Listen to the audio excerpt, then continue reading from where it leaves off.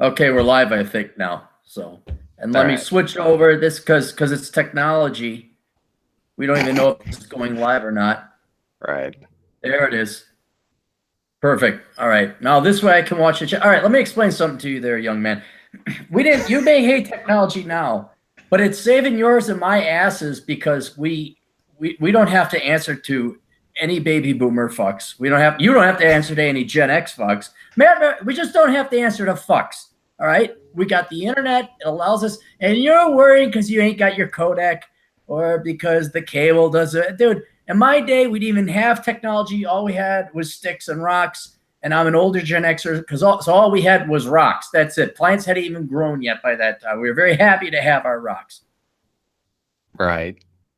No, that's one of the problems I have with being in my profession is that I do have to deal with that fact that as much as I hate technology, if it wasn't for technology, I'd probably be still in the Seattle area. So I'll concede that point for the time Yeah. being. But I'm still Well, gonna lose. I'm still gonna lose it every time my computer stops working randomly. well, what is it? How at your age? Because you're not that you're like Mr. IT genius, but how does someone at your age not know like some basic troubleshooting with computers and the internet and some hardware? Well, I know troubleshooting. That's how I managed to get my computer to work again. It's just Mhm. that I got a typewriter that's 100 years old. It still works, but my laptops last about 2 years and then they stop working. Then you got to get a new one. Like they Yeah. just don't. I don't know.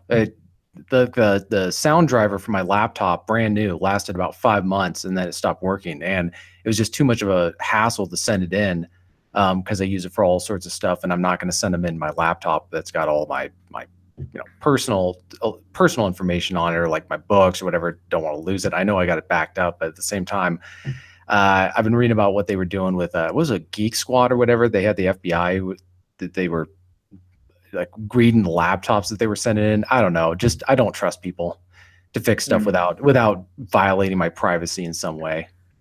No, I got a guy, an IT guy, and I get all my computers from him used. He's kind of got an interesting background. IT genius, brought up poor. So this guy is even cheaper than I am, and he tries to scrimp and save every little penny, no matter what. And I'm telling him, I'm like, the war's over. Like you escaped. He makes over six figures. He bills out at around $150 an hour, but he will spend his weekends pulling the electronic parts out of no longer usable computers, and because he can not salvage them, but because of the metals in there or something. So he'll spend an entire day and he'll make maybe 55, $60. And I tell him, I'm like, why are you wasting your time with this? He's like, I'm afraid I'm going to lose my ability, my skill to do it. Anyway, the whole point is he's got a sweet deal because people will go to him with their laptops or computers, companies, to get rid of them, dispose of them safely, and not Right. environmentally, but like all the data. So he'll blank out these drives, he switches them out. And man, I get laptops from him for like 100, $150. They last 3 to 4 years. Desktops, $50 a piece. And then when it's shot, I'm like, here, blank this out. I know how to kind of do it myself. I'm like, here, blank this drive out, or Right. take this, and I don't, and it's you don't have to worry about. But so wait, Geek Squad got busted. What, getting people's personal information off the computers or something? I don't remember. I just remember reading it casually because I had sent in something years ago for them to fix, and then I was reading about how I think that they were just I don't know. I think what they were doing is they were keeping information for the same way those DNA companies will keep your DNA once you send it in. Really? Yeah, I don't know. I just don't trust any of those guys with the information. And the thing is like I got either financial information or I've got just other stuff that as far as like just proprietary information that I gotta safeguard. So I'm not really interested in them accessing that. I mean, it's not like if the laptop was destroyed, I'd be concerned because I've got like all my books and all my writing projects. Like the only things I really care about are on my thumb drives and external drives. So it's just I don't know. It just frustrates me that we pay good money for brand new products and then they stop working on us within a couple months, and it's just a pain to send it in. You got to wait for them to send it back to you and all that. I'd much rather. I don't know. I'm just one of those guys. When something stops working, I'm gonna just go buy a new one. But I hate having to do that so often as it is. May I recommend go with like Windows 7? Like I went from XP what was the pretty good? It's the operating system. I almost guarantee you that's it. I have never, well, I Yeah. haven't never had problems with computers, but my computer problems have been very minuscule. It's because I just stick with operating systems that, That have what was it? worked. Was it Windows 8? Was that the one Yeah, that that's Steve Ballmer got fired over because it was such a clusterfuck? yeah, dude. I had to use that when I was working for a news site for a little bit, and I remember thinking that this was one of the most counterintuitive products, like software or just operating systems I'd ever seen in my life. And I'm glad I only had to use it for a month because I was going crazy just trying to navigate it. I'd grown up on Windows 95 and maybe Windows XP or 2000 or whatever, but trying to use that, it just kind of boggles my mind how they can design things that are so not compatible with the way most people think. They're used to, for 10 years, they were used to the regular Windows, and then they're 10, seeing 20, 25 even. Well, dude, it's just yeah. It's, you know what it was like? It was like, usually for eons, men have been putting their penises in vaginas, and then Steve Ballmer decided to switch it. No, you stick it in a nostril. And we're like, what? You immediately go. Your eyes immediately go to the boobs and the ass. No, now you got to look at her elbow. Why am I looking at her elbow? This makes no fucking sense. Like, no, give me back my start button. And the balls on those assholes to say, because, you know what, you're going to learn it our way. Well, it's because they have a corner on the market where they know people don't really have a choice. People are going to go with their stuff. There's not enough competition to where they have to actually make people happy. They can drive people nuts as much as they want, and then just offer. They can have as many bugs in their software as possible, and then just have constant updates for the next 20 years to fix the problem. You would think that would get fixed at some point, but I don't think that's going to change in anytime soon. I mean, I hope it does, but I mean, there's some guys who use is it Linux? Is that what's called? Yeah, Linux. Yeah, there's various operating systems of I'm Linux, almost thinking, right? At some point in my life, I'm thinking of switching over to that stuff because I've heard that people who know how to use it have been pretty happy with it, and just I've never been. I mean, I like Apple products. For if you're editing videos or audio or whatever, it seems to be pretty intuitive. But I don't know. Hopefully at some point we'll get some sort of I don't want to say crash, but I don't know how much you know about the video game crash of 1983, where Atari's. I went. Hey, let me brag about my nerd credentials here, TJ. Before you had pubes, well. Wait, no, I did have pubes. Okay. Dude, before I was born. Before you were born, I remember when they were burying it out in Alamogordo, New Mexico. ET.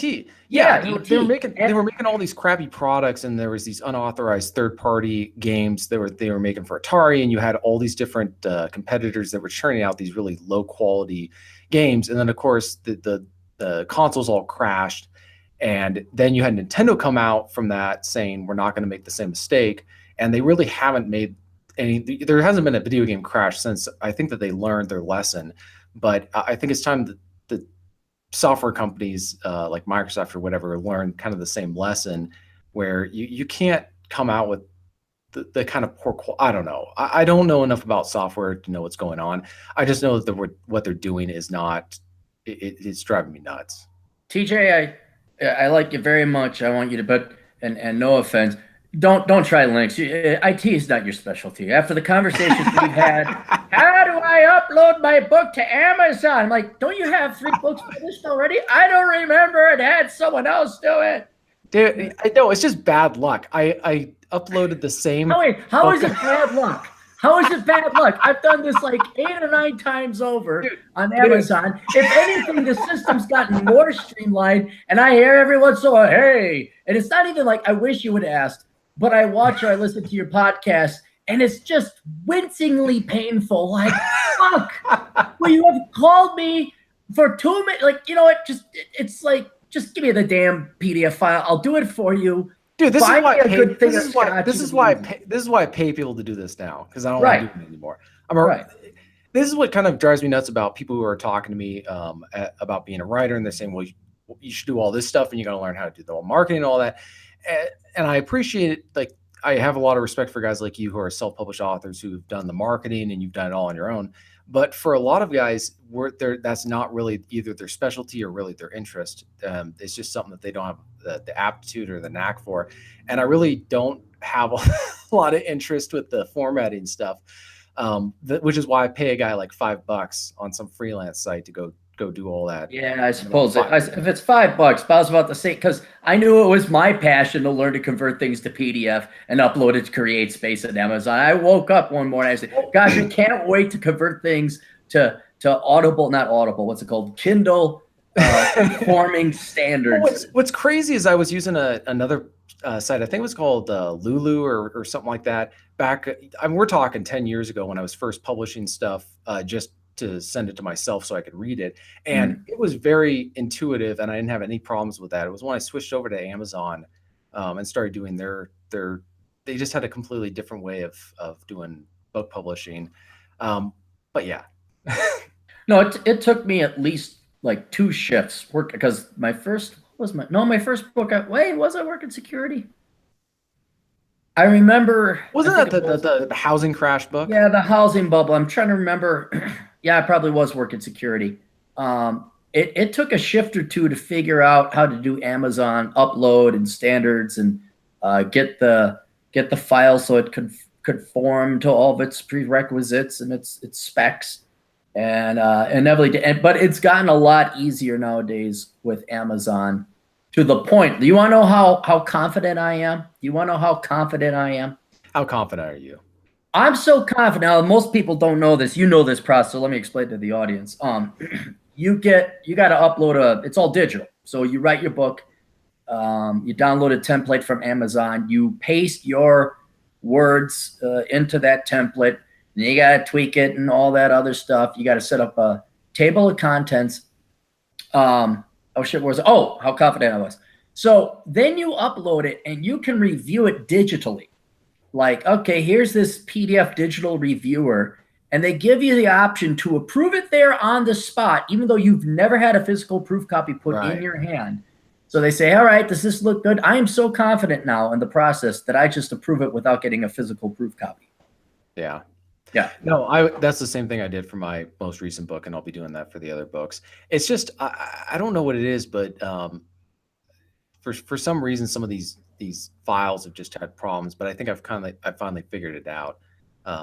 But yeah, it's interesting how that's changed in the last 10 years. I remember when the Kindles were first announced. This was back when I was in college, and I thought it was a really quaint idea, but then you realize how great it is to be able to walk around with 300 books in a single little tablet size thing, instead of having to carry around how many books in your backpack or store it in your house.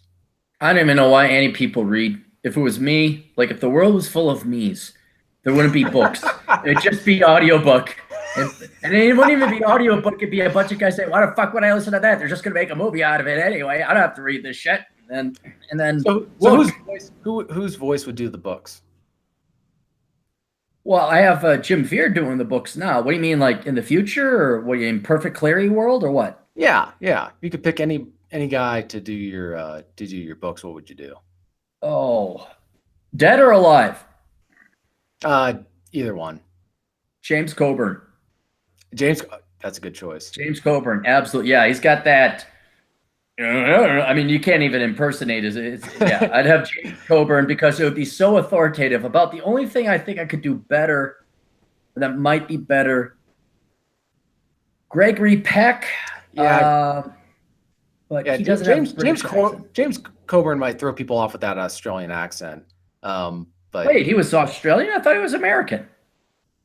James Coburn? He might have been American. I'm not sure. He was the guy in the Great Escape and the Magnificent Seven, right? Right. Yeah, I don't think it was Australian. Hang on, let's look this up. If we only had technology. I'm trying to remember. Oh, James Coburn. I'm pretty sure he's American. Now I can't tell if he was just playing one in the Great Escape. See, that's what kind of throws me off. I thought he played an American. Let me see. Born in Laurel, Nebraska. Okay. Yeah, Got that wrong. Can't get more American than that. Boy, he was probably born right next to John Wayne.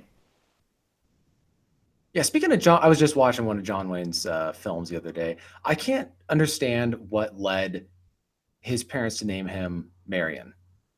Uh, Like I'm trying to understand the mindset or like the reasoning. It's almost like the neighborhood should have gotten together and just said, we want to understand who we're dealing with right here.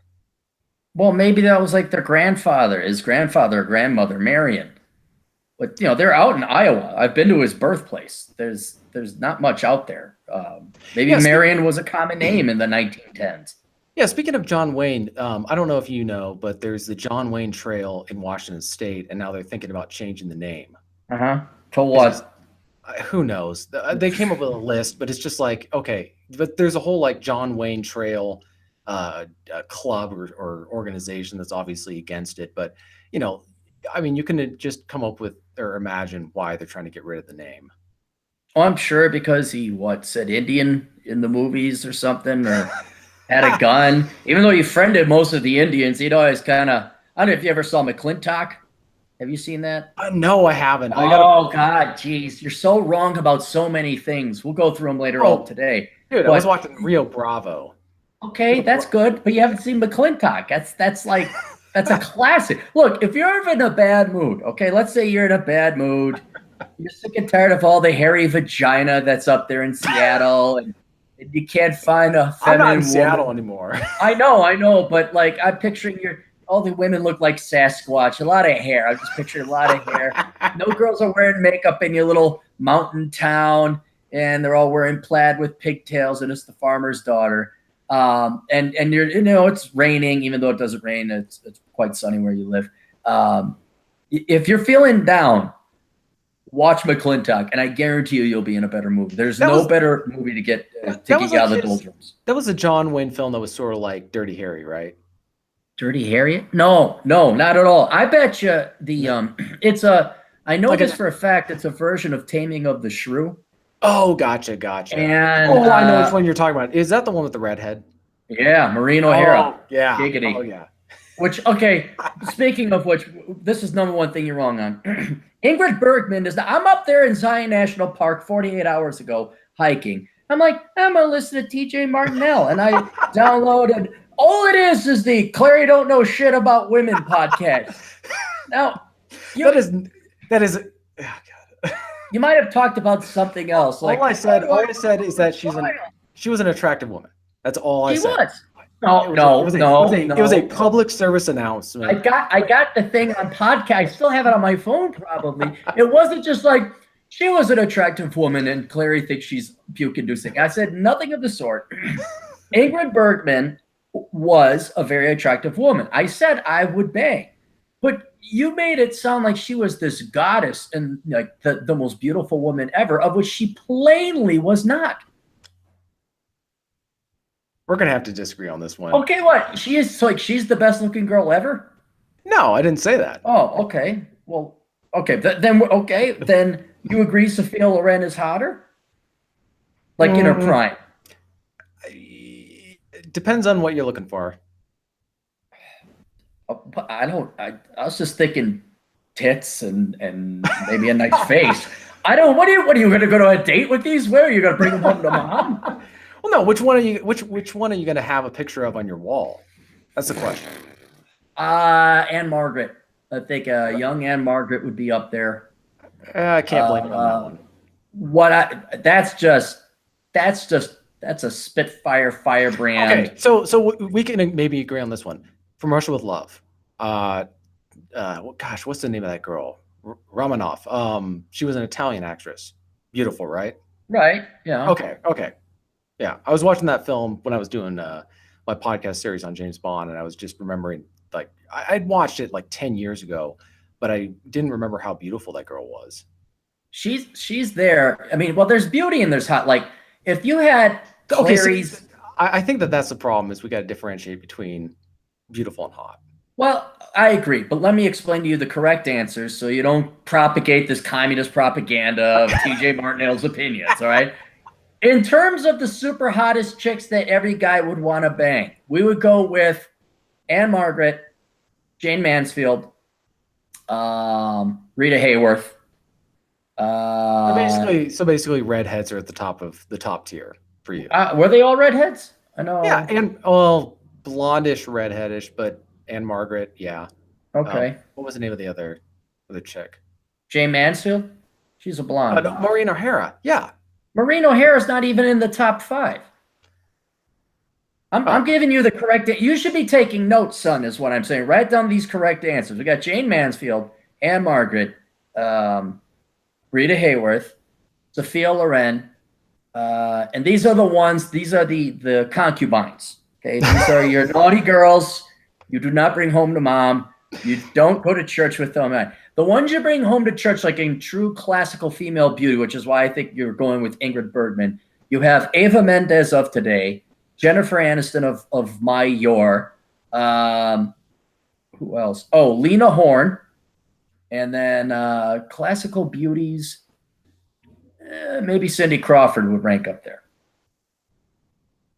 But Ingrid Bergman's just, I don't know, she's just so plain looking. She's not like, oh God. What was the big draw? She had a plain face. Wasn't her accent, was it? I feel like this is all like arguing over what type of pizza is the best, right? You love cheese, plain cheese pizza, and I like meat Plain. lovers. So Plain. Sophia Loren is not plain. She's no, the worst. I'm not saying that. It's all a matter of preference, right? Probably, but I'm much wiser and older than I'm probably right. I just think I'd like to think I'm right. Okay, question. Ursula Andress, Dr. No. Oh, God. Woo. Yeah. Yeah, okay. She's the naughty camp. She goes into the naughty camp. She goes to the giggity goo camp. That's where she goes. And I don't introduce her to anyone in the family. Yeah, no, she's up there. She's up there. But it's kind of like where do they fall in the hot crazy matrix, right? Oh, I'm sure they're all crazy. I don't know. Sophia Loren seems pretty normal. I mean, wasn't she married forever too? Like married once and that was it. She didn't. It was funny you were mentioning that because I think that was one of the reasons that Ingrid Bergman, I don't know how much you know about her, but she had a bit of a scandal because she was having an affair, I think, with an Italian producer, film director, or whatever. And she basically was blacklisted from Hollywood. And one of the reasons is because people had seen her as sort of this, like, you know, the nice girl, right? The girl next door type thing. And so for her to be caught in this kind of thing was sort of much bigger deal than if she'd had a reputation or an image that didn't really fit with that. So she had to basically go to Europe for a while before she could come back. So it's interesting you say that because I would say, yeah, that's probably, it depends on when you're talking about what you find attractive or what kind of girl we talk about. The girl that you bring home to see your parents, or the one that you never mention to anybody ever. Right. But then they turn out to be, well, see, Ingrid Bergman, and then that's like false advertising. That actually goes up in my estimation. Like, okay, you may join the Sophia Loren and Margaret crowd now. Okay, you have proven yourself worthy. Right. Yeah, and probably Sophia Loren was I'm guessing, I don't know, maybe it's just my idealism, but I think she was married to the same guy forever. And, you know, she probably was not sultry. She looked sultry. She looked great in Man de la Mancha and whatever that one was that she's got the lingerie outfit on. I didn't even know the name of the movie. I just remember this name. Yeah. God, now I'm distracted. And then Anne Margaret. Oh. Dumb as rocks. Dumb as rocks. I mean, you watch her performances in the Vietnam road shows and all that. I mean, cannot act to save her life. She didn't have to. She did not have to. That was like, okay. Right. Oh, all right. I have my list of things that you're wrong on here. Yeah, that was it. That's just no, that wasn't it. There's a bunch. You had one thing. I got the wrong list. Oh, Jesus. I almost forgot. Goldfinger. What? Once again, you are wrong. Goldfinger is the best James Bond movie ever. It's not campy. It's not kitschy. That is the epitome of James Bond. Okay, so let me state my case. So I'm not saying that I think Goldfinger was a great Bond film. I was watching it recently, even before I was going to do this podcast series, and I was noticing how much, because I hadn't seen these films for years. You watch them when you're younger and then you don't watch them ever again. And I was more thinking about how iconic the film was, how a lot of the great scenes were, how many beautiful girls there were in this film compared to some of Oh, the Pussy most. Galore's flight group. Dude, it's like they ration. It's like they ration the attractive women in the new movies. You get like one girl per movie. Heck, Anyways, even video games. Did you hear about that debacle with what? Not Destiny. What was it? well, I know they got the whole SJW thing in the video game industry where they're just, anti all that. But the thing about Goldfinger that I guess the only thing I would hold against it is that just the fight scene at the end is a little cheesy. That's it. Like it's a great film if you want to watch a good Bond film. It's just people think of it as like this the most and again, what kind of Bond film are you looking for? Are you looking for one that's a little bit more realistic in terms of fight scenes, or it just gets a little comic? I mean, look at the henchmen, the Goldfinger's henchmen. They all wearing those dorky uniforms. They don't really look. It's almost kind of makes you laugh looking at it now in the modern day. Whereas you watch a film like For Your Eyes Only, and there's that doc or pure fight in Albania where all the guys are dressed like normal men. So it's not really, there's not an opportunity to make fun of it or lampoon it or really laugh at it because they're all, carrying AR-15s or M16s or whatever, and they're dressed in sea clothes. Mm. Well, it's That, just that was the only point. I'm not like, I think Goldfinger was one of the best Bond films. I just think that people don't really want to point out some of the ways that it's aged. It's certainly aged better. I mean, come on, it's got what was the name of that one girl? It wasn't just Honor Blackman. You had the one girl, the one at the very beginning who gets painted in gold, and oh, then she was in the Saint. She's hot. oh yeah, and She then you she got goes into the concubine camp. yeah, She's and over then there. and Yeah. then you got the 1964 Aston Martin DB5, one of the most beautiful cars ever made. You've Right. got you've got just a lot of great stuff. So yeah, it's a great Bond film. It's just people need to be aware of what they're getting themselves into when they watch it because they might end up laughing at some of those scenes where you just have to understand it's a little the movie is meant to be a little cartoonish. Right, but that's James Bond. You're not supposed look. What I miss, Daniel Craig. You haven't got now. You've been doing a series on James Bond, Right. and you haven't gotten to Daniel Craig. You got up to what's his name, Pierce Tim- Brosnan. yeah. But Daniel Craig is just not fun at all. And I think it's been already established with as canon and lore with Sean Connery and certainly Roger Moore. I think Roger Moore went a little bit too much on the campy side with the needle. But there is this touch of humor and a little bit of cartoonishness occurring, or that is part of James Bond. I think that that's the thing about. Have you noticed in Daniel Craig's films? I was studying them for doing this podcast, and I noticed I don't think a single one of them plays the James Bond theme during the movie. They only play it during Really? the yeah. It's really weird. It's sort of like with there was a double. So there was a James Bond theme, and then there was the 007 theme. I'm not going to try and hum it. People can look it up on YouTube. They played that throughout the first couple of films, starting with From Russia with Love, and the last film they ever played it in was Moonraker, and they haven't played it since.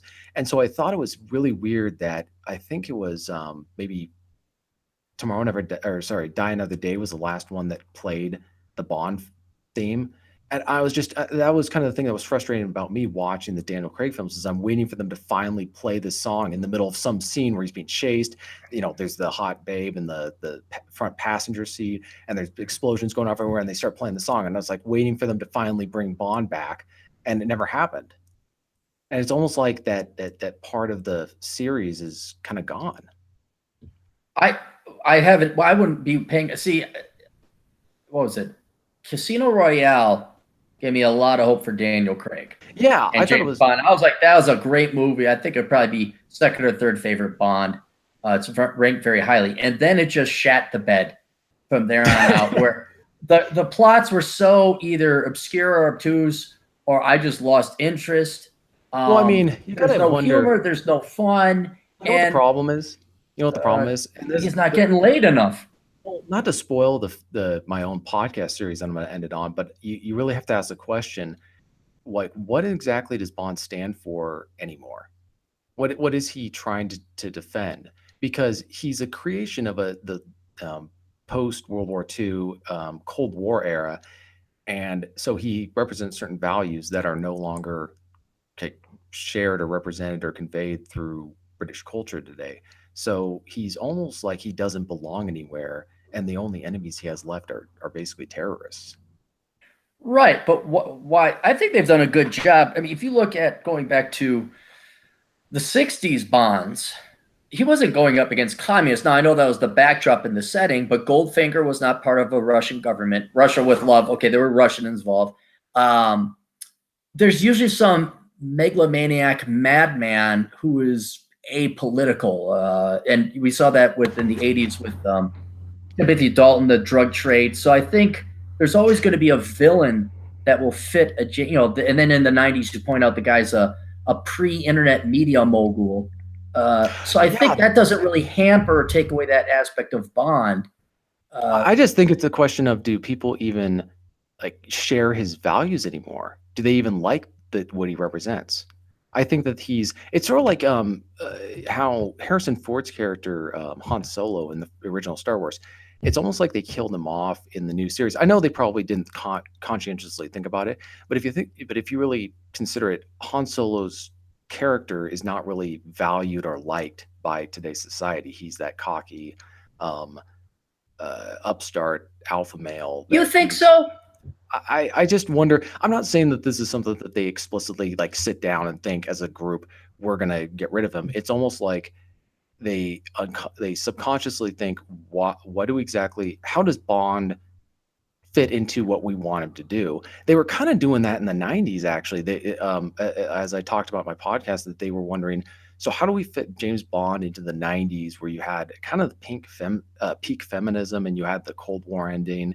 And so if you watch Goldeneye, there's a lot of that. M calls him a sexist, misogynist Oh yeah, dinosaur yeah. They brought in and all Judy that stuff. Dench. Yeah. Yeah, and then Moneypenny jokes about him committing, sexual harassment stuff. And so there's that. I think that unease with him as a character that is finally playing out, and they're wondering, what do we do with him? I don't know I though. I've seen some now. To be sure, I've seen some scenes in the new Bond films where it's actually he's Daniel Craig is pretty cruel, in ways that you would think that they wouldn't wouldn't do nowadays. So I don't know. I think part of it is they're taking a character that was created in the 1950s, and they're trying to put him into a context that he didn't come from. Um, right. No, of that there's no doubt. I mean, I don't. think about him like he's like Captain America. He's like Steve Rogers, Captain America, where he's been as a character. He's now 50 years out of his own time zone, and so at least with the Captain America character in the Avengers film, they acknowledge that, and he slowly adapts. But they don't do that with Bond, where there's not that um, acknowledgement that he is not. At least in Goldeneye, they did that, but they haven't done that with the newer films. And so, but at the same time, I think the other problem is they have problems figuring out which group, like what bad guys can they come up with now. Um, Oh, I don't know. that's the least of their concern. What you're seeing happening, and you saw it in Han Solo, you see it in video games, but you can see it in Bond. Is his environment around him is changing. Uh, Judy Dench coming in as M, the sexual harassment comments. But another thing you might find this interesting if you want to do your research. I calculated the number of women each Bond actor slept with per movie, and it has been going down. And Daniel Craig has slept with the least number of women per James Bond show. So I think that's certainly the hand of the movie studios. I think it's the directors. You have who's the director for, or not director, but in charge of all these new Star Wars films. She wore a shirt like I'm a feminist, and Yeah, he, gosh, whatever her name Adam, is. what was his name? Yeah, No, no, I no, can. it's a woman. It's a woman. Oh, She's gotcha. in charge of Star Wars now. Now I know why they did that with Timothy Dalton's films. I didn't go too much into it, but that was really during the whole AIDS scare in the mid late '80s, Mhm. when they just thought that it was going to end up being epidemic, and so they were really downplaying that with Bond. But then you come out in the '90s, and it's it changes a little bit, but I think. Yeah, that was kind of the thing I was noting when I was watching Goldfinger, and you're watching all these other earlier Bond films like Thunderball or whatever. There's just these beautiful women everywhere in the Oh, he's film. banging away. Yeah. I mean, Gosh. yeah, That's Martini had a girl. Gosh. yeah, like Thunderball. There's like four, like, and we're not talking about just uh, you know some fairly attractive girls. We're talking about like some of the most beautiful women you'll ever Well, see. yeah, that's Bond. That's Right. that's the point I was going to make. Is what I'm betting. Look at one of the most popular, successful movies was Guardians of the Galaxy 1. The second one was emotional ass. That was just dripping emotional ass. But the reason many of now is really good, but one of the main reasons, of which there are many, that I thought Guardians of the Galaxy was really good is because Peter Quill's character is like a Han Solo. And so I don't care what leftist, brainwashed, socialist, social justice warrior, now Gen X people who are in charge over in Hollywood want to do for politics. Uh, the swashbuckling, zero fucks to give. I'm taking care of number one. Come along with me if you want, babe, but don't you get in my way between me and my freedom. Women are always going to get wet to that. They're always going to get wet to a man like don't you tell me a real woman. I'm not talking these women that are looking to get insulted. All right. I'm not talking your modern day millennial girls who came fresh out of the academy with their masters and look in the mirror studies or whatever. But in James Bond, one of the greatest, if not the greatest scene in all the James Bond is where he introduces, was it Dink? Some girl's giving him a back rub over in Miami. Oh yeah, Beach. Goldfinger. And then Felix Leiter comes in. He's like, "Oh, Felix." She's like, "Felix, say hello to Dink." "Oh, hi, Dink. Say hello to Felix. Say goodbye to Dink." Why? Man talk. He spanks her right in the ass. Every real woman loved that. Every real woman wants James Bond to do that to her, and not in a crude or overpowering or deep say. It was just cute. It was just get out of here, baby. That's what a real man does. He did the same thing in For Much with Love. Did he? Like the same smacking, like playful, like not in a violent way, but yeah, it's you watch those films and you see stuff that you almost wouldn't see today because it's it's just verboten. You're just not. That's not the way men are supposed to behave anymore. Right. So, but what I'm saying is nothing that overt. But if you want to run a successful movie, you can either play to the half-cocked theories of fat, now old, bitter, aged feminists from the 1970s, or you can play to 2 million years of human evolution. And you know where my money's going to be? 2 million years of human evolution. Girls want to see a good-looking guy go out and kick ass. Guys want to see a John Wick go out there and blast all the bad guys away. And you could say, all right, we're gonna introduce other environmental factors to keep up with the political times. Now you have a female boss, fine. Now you have Miss Moneypenny doesn't flirt with James Bond anymore, and if it is, it's certainly nowhere near to the level that the original Miss Money. Oh my God, those are charming scenes where who was the actress that played the original Moneypenny? It was Lois Maxwell. Those two on the screen, her and Sean Connery, yeah. Where they just knew each other's characters so well. That is charming, and every woman would love to have that give and take with a guy like a James Bond. There was that line, like the first scene, Sean Connery and Lois Maxwell in Dr. No. And he walks in dressed in his dinner jacket because he had just gotten back from the casino. And she goes, "You'd never take me anywhere wearing the dinner jacket. You'd never take me anywhere." And he goes, "Well, I would, and would have me arrested or court-martialed for misuse of government property." Well, lines like you can't. I mean, it's just the stuff that makes scripted. It's scripted. See, here's the problem. You have this problem when you were younger, because I could tell, and that's because I had it too. I started watching those movies about the same time you did, like The Great Escape and Humphrey Bogart and The Gregory Pecks and all these old movies. And I'm like, man, how can I be as cool as these guys? How can I come up with the witty thing? It's like you don't come up with it. That's been entirely scripted. Right. It's it's one of the greatest lines is Cary Grant. And I've used it. I've used it many times because you can assume you're going to get shot down with the "I've got a boyfriend" or "I've got a husband." And it was in Charade. You ever see Charade? I haven't seen that one. I've seen a lot of Cary Grant films, though. This is why you have no authority on anything. You haven't seen Charade. You haven't seen McClintock. Why are we even talking right now? I hope you could take in a lot of notes on this. All right, Cary, you got two movies you're going to watch tonight: Charade and McClintock. All right, if you got the time. But he's going up to Audrey Hepburn and he makes a pass at her, tries to hit on her, and she's like, "Oh well, I'm married," and he's like, "Oh, well, that's too bad." And he says, "Well, if anyone goes on the critical list, let me know." And I have used that so many times. Like you're going in, man. You're going in, and you're getting shot at. Yeah, you're getting hit. You're getting hit, and then you're about to go down. And you say, "Well, if anyone goes on the critical list, let me know." You pull out of it, looking like $1,000,000, and she's like, "Who was that man?" And they don't know you're completely plagiarizing Cary Grant. Yeah, the problem is though you got to make sure you deliver it as though you came up with it, because if you're just reciting a line straight out, they'll know. That's No, one they thing I've won't. learned. No, they won't. What? How bad is your acting that you can't pull that off? No, the worst part is when I'll come up with an original line and they're convinced that it's from a movie. That's the worst part.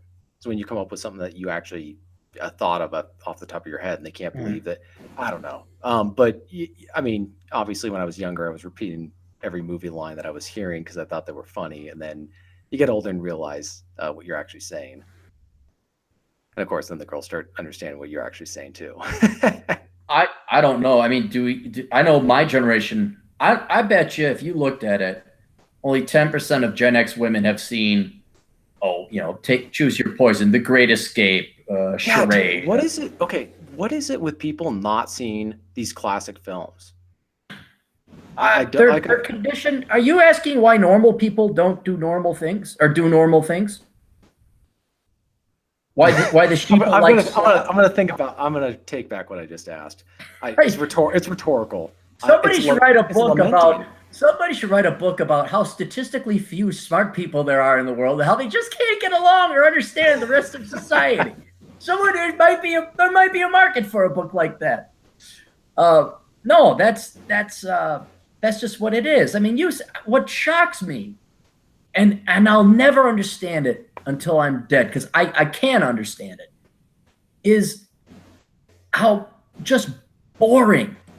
And not even in terms of like people's lives. Oh yeah, everyone commutes, everyone goes to work, everyone has debt, everyone has a mortgage, everyone has 2.1 kids.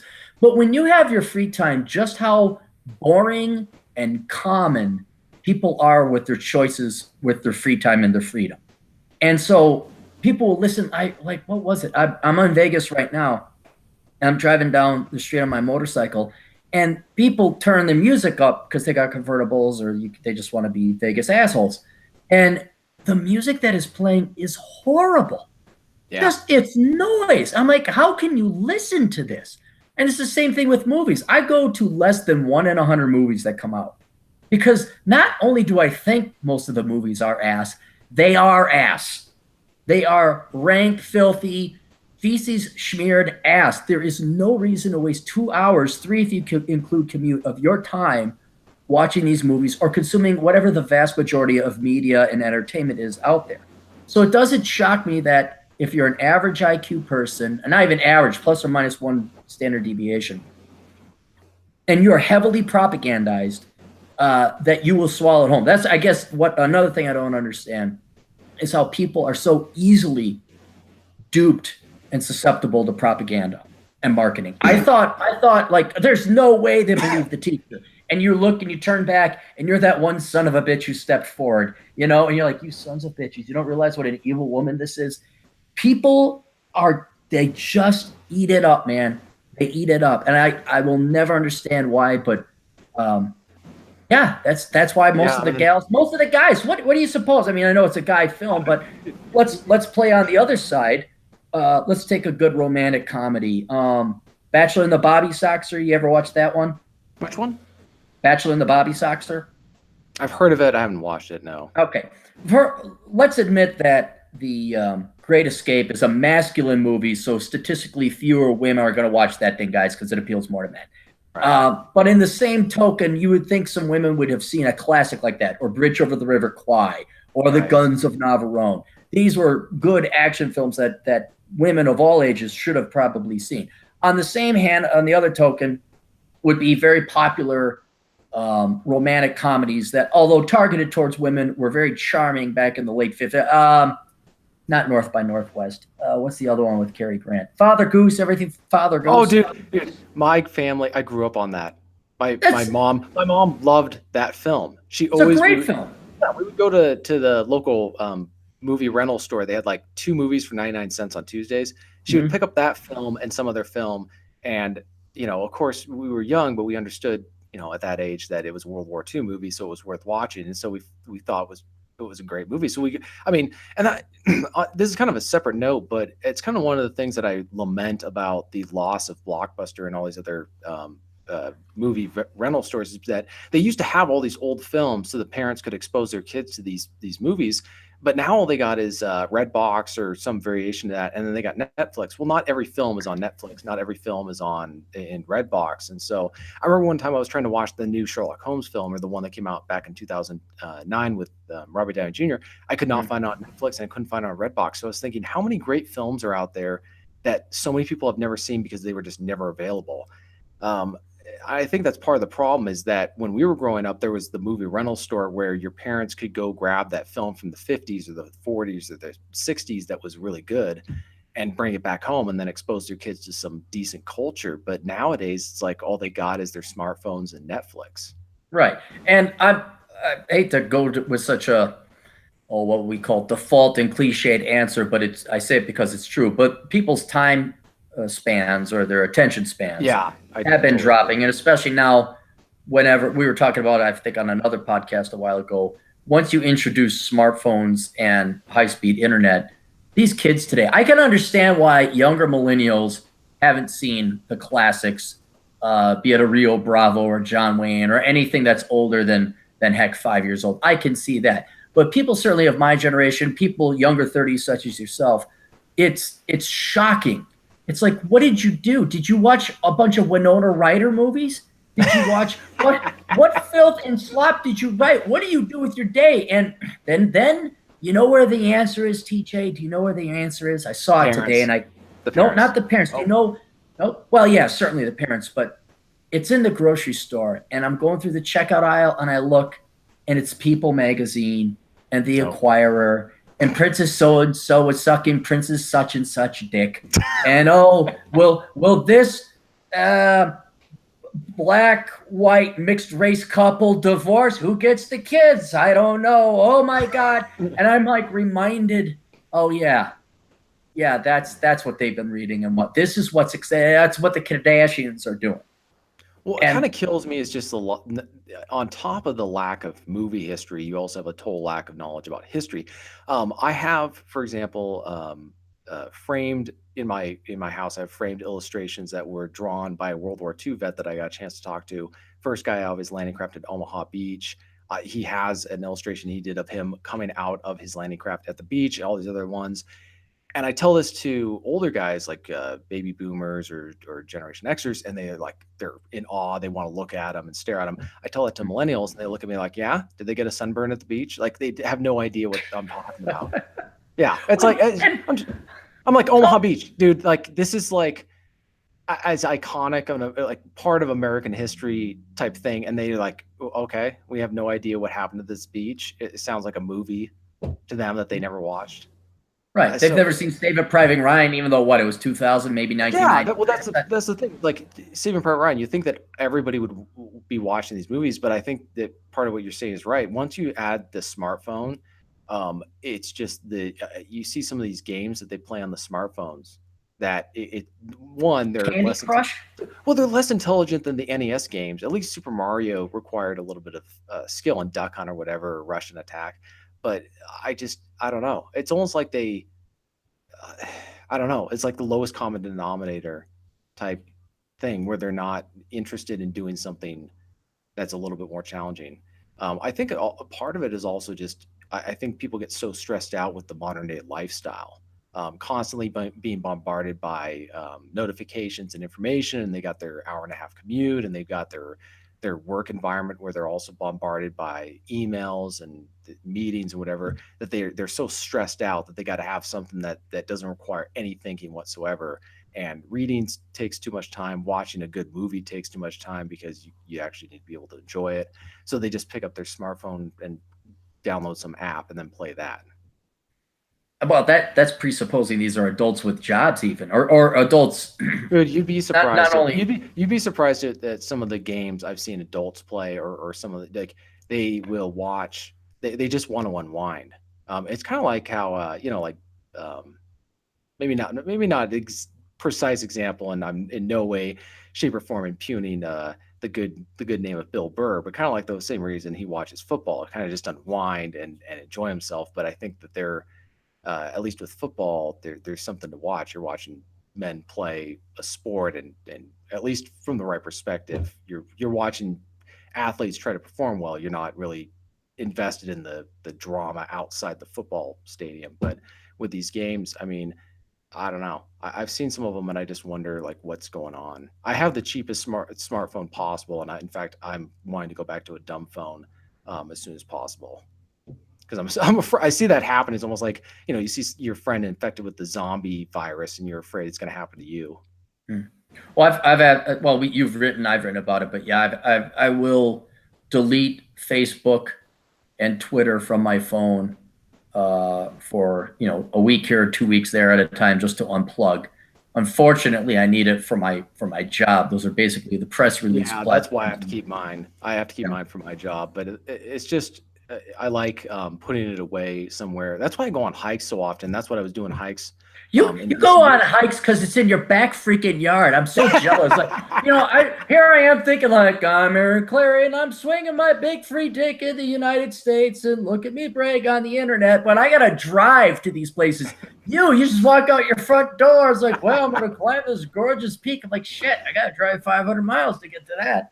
Yeah, it's nice not having to drive 2 hours anymore. I used to wake up at like 5 o'clock in the morning, and then I drive out to one of these mountains. Yeah, it's great. Now at the same time, I got to see some amazing sunrises, and I'm probably going to do that this summer.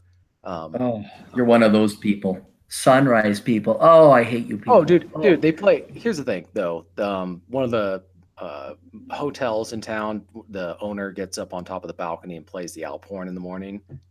So hearing that, like just going through the I guess the canyon or whatever, Yeah. it's something to hear. So, in other places, maybe not necessarily, but in our area, but yeah. And then being able to go places where there aren't a whole lot of people, or at least when the people who are there are interesting, like they come from interesting lives. I remember when I was hiking one time in the morning, I came across a guy who looked like something right out of one of those like traditional alpine hiking history books. Like he was wearing the traditional garb, and he was from Austria. And then his two friends were from Serbia. They would escape during that like horrible civil war that was going on there. And so they were telling me about all that stuff. Like you just never know who you're going to meet when you're going on hikes, and they tend to be, obviously, since they're out and doing outdoors and they're out in places most people don't go, they're probably going to be a little bit more interesting than the average person. Oh, guarantee. Oh, absolutely. Yeah. I mean, now if you avoid the little touristy trap kind of hikes, yeah, dude, if you're out there, you're not meeting normal people. You're definitely meeting some version of an accomplished individual. Well, that's what's killing me about Washington State. Our population in the last 10 years has increased incredibly. Particularly, it's all been mostly in the Seattle area. So a lot of these people have been discovering that we have mountains everywhere, and a lot of the people are not from areas where there are any mountains. So they, bottle up the trailheads. You can't. I remember during the weekday, I decided to go on a hike with a friend. We showed up to the trailhead at like 9:30, and it was completely packed. And it was not a small parking lot at all. And it was, again, in the middle of the weekday, and it was not during the summer. So, and the trail was also full. And a lot of these people do not understand trail etiquette at all. Oh, do not get me started. I was at Zion National Park. Dude, I just saw that photo when you were. Oh my God. Oh my gosh. Let me explain. I'm sorry, dude. I cannot do that. I can't do what you did, like the whole chain thing with 1,000-foot drop on both sides.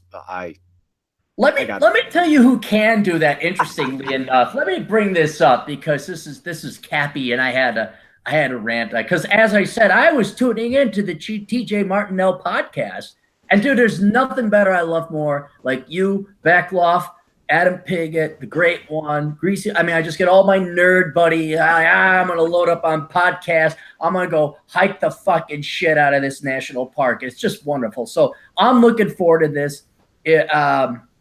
It's not busy season yet, so we get in there. They take the tram, and there's Angel's Landing. And I was with two buddies. My girlfriend and a buddy. And my girlfriend is a buddy. But it's like, okay, you guys do your thing. Because I hiked with them the day before. You guys are slow. You're pissing me off.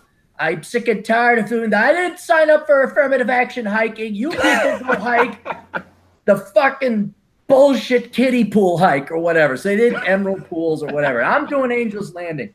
So the goal was I'd get up to the top and down by the time they did emerald pool, and then we'd meet at another trailhead for another hike, and we go do a shorter one. And Angel's Landing is pretty steep. It's 2.5 miles one way, and it's 2,000-foot gain. I'd have to double check the math, but you go flat for a little bit, but then the switchbacks really start hitting you. We're talking 30, 35, even 45-degree switchbacks. And you get up to Walter Way, then you're on top of this plateau, and then you go basically the exact same direction you came from, but now you're on that picture that you saw where at times it could be a foot wide, and with a 1,000-foot drop on each side. And then you're going up at a 60-degree climb. You're like using these chains. You're basically going up, you're pulling up on the chains, going down, you're rappelling down essentially. So it's not a terribly easy hike, but it's easy enough. So I'm thinking, all right, I'm going to get up there. I'm going to try and do it in under an hour. Because that'd be hauling ass. It'd be really good. In my own personal best, I want to like see if I can do it. Plus, I had to get back down. Plus, there's bragging rights. There's no better way to turn it on your wife or your girlfriend where I'm going to achieve this physical accomplishment that won't change the outcome of the world one bit, except to say that I did it. And then they're like, oh, wow, you did it. How am I that? So I do that. So I'm charging up this hill, and I'm doing it. I'm passing. Well, when you get to those 1 foot wide, 1,000-foot drop on each side chained areas, it becomes a bottleneck. And these goddamn Asian tourists, and I'm just sitting there looking at them, and they're from the mainland. They're not in the United States. They're not Asian American, if that's the only proper time that phrase has ever been used. These are Asian Asians. They came over on a boat or a plane. They don't live here. They're speaking a foreign language, and they're fucking tourists. And these guys, I don't know if Asians aren't afraid of height or what, but they're stopping. They're taking pictures. They got the selfie. And I'm like, this is just like driving in traffic. It's like you're being in the left lane. They're fucking slow on the goddamn interstate, and they're slow up here in the goddamn mountains. I almost want to give them credit for the fact that they didn't freak out. It was. I'm kind of impressed now that I think about it, because there's no way I'm stopping to take pictures on that. I'm heading straight up and getting down as soon as possible. I mean, I have an interesting form of acrophobia. I'm okay with heights as long as there's a gradual, what do you call it? Slope? Yeah, slope. As long as there's gradual slope, I don't mind being up on high areas. But when it's just such a sudden and steep drop, I just get like something in my mind locks up. So yeah, you wouldn't have liked this hike. I was actually planning. I was doing research today on Zion National Park because I'm planning to go there this year, and I was looking at that and thinking, it's something that you don't want to start freaking out over when you're halfway there. Yeah, don't do that. I would do the narrows of Zion National. There's no heights in that. You're just walking up a water a stream. Yeah. I mean, I've done stuff that's far more dangerous actually in hindsight. I just didn't realize it at the time because it was a gradual thing. But if I had fallen, I was going across this snowfield. But if I had fallen, I probably would have slipped off the side of this ridge line. But I just didn't realize it at the time. Right. Yeah. No, I don't know why they weren't. And these weren't like young, in shape. These are people like who are 40 or 50, and they must have taken 3-4 hours to get up there, and they're like, you're taking pictures. And I'm like, do you not see the death that is literally 3 inches from your foot? They got their camera sticks. So used to it. Well, it's like they come from a culture where they're so used to it. I can't remember which country it is, but I think it's in somewhere in Asia. We're just car accident deaths or just pedestrian deaths are so frequent that people just, somebody gets hit by a car, or they get run over, and people just kind of move on like, it's just a thing. I kind of like how I was chatting with a relative of mine about how in New York, you remember those famous photos of those guys up on the skyscrapers where they're working on the girders, having their breakfast or lunch, or whatever. And I was saying how we were debating about what the death rate was for those guys, and I discovered that I think it was 1 in 5 either died or What? was like maimed or whatever, like Oh. they fell. And so I think back then in at that time in our culture, just we accepted the fact that people were going to who were working those jobs, some people were going to die. Like that was just accepted. It wasn't considered something that was beyond that. And I almost wonder if that's the same thing in these cultures that they come from, where they, if I mean, I don't know. This is all speculation, but whether or not they just assume, yeah, we could die, but we're going to go up anyways. It's you know, I The don't know. only thing I could kind of come up with is many years ago when I was working security. I'm not a big guy. I was even a smaller guy back then. Um, is you're paid, you have this job, and if you're escorting somebody, you're not supposed to get in a fight or anything like that. You're not a cop. But you're going to be patrolling at 2 a.m. and there's going to be drunks coming out. You're going to go to a bad part of town, whatever. So, and I don't know, but you just turned it off and there was like no fear Right. because it was already predetermined in your mind or somewhere in the back recess of your mind. It just switches off. So I remember there was this one time, God, he was 6'4", 6'5", just a tall, big bum. And I'm like saying, "Hey, get out of here! You got to get out of here. I don't have mace. I don't have a gun. I don't even have a stick. I just got my freaking walkie-talkie." And I didn't feel a danger at any point in time. Probably could have been had my neck snapped at that time. But it's just like, no, these are the rules. Get out of here. So it's kind of like, yeah, we're up here. What are we gonna do? Worry about it? So, I got a question. Have you ever hiked or climbed Kings Peak? in Utah, Yeah. no. What is that? 14 and change? Yeah, so my dad and my brother and I did that when I was in 8th grade. And Mm-hmm. the way up to the top, there's a path in one section that's sort of like Angel's Landing, where you've got about, I'd say, 7 to 8 feet width of a trail, and then it's just on the right side, it's just dead drop for like a mile or Mm-hmm. something like that. I don't, maybe I'm exaggerating with the mile thing. I just remember I was in 8th grade. I was absolutely terrified at that. And my brother and my dad, of course, are not afraid of heights at all. So they're laughing and giving me a hard time. And we're at like 13,000 feet elevation. And, the Pacific Northwest is not high elevation. So I'm already struggling to breathe as a, This is Utah or over in yeah, it's Kings Peak. Washington? Oh no, no, this is in Kings Peak. But just I was not used to, they had done. My brother's a little bit older. My dad had done like Mount Whitney. They had done mountains that Oh, have okay. high elevation, and Mhm. so I was not used to that. So I'm already struggling to like, keep my brain, the oxygen level, relatively normal. And then we've got this, you know, 1,000 foot drop on the right side of this peak. I mean, I'm glad we did it, but it was just that's what Angel's Landing kind of reminded me of, is going up that way. Um, part of that was only part of the way up there, because when you reach the actual mountain, there's this huge meadow. It looks like something out of the Lord of the Rings. I remember at the time when we got there. So most of the elevation gain has been done by the time you get there, but you still got to climb up the mountain. But just this one section of that trail was, if you have any fear of heights, it's gonna freak you out. But of course, my dad just said, tough it up and keep moving. Yeah, no, I haven't. The only other place that's been, it's not as bad as Angel's Landing, but it's only a 500-foot drop, so you'll only be half as dead. Is this these switchbacks you can drive down, and it's really only wide enough for 1.5 cars. So you kind of got an Yeah, impasse if one's going up, one's going down. But it's in Canyonlands National Park. So I forget the name of the trail down. But yeah, when you go to I know Canyonlands is my favorite national park, and I recommend you go there. But uh, don't. I don't think that's you. I don't think, because you're gonna. All it is just cliffs straight down. That's all it really is. There's like 3 layers of cliffs, you know what's and they're crazy though? all deathly. And I don't think you'd like them.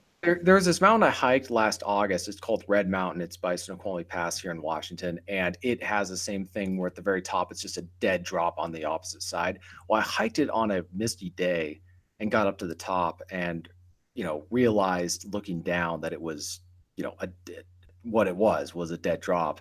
And the fact that the mist was covering it, for some reason I didn't freak out. But yeah, that's one thing that I've had to be a little conscientious about when I'm planning these hikes, is thinking, because I usually either go with by myself, or I'll have now I've got my my dog companion.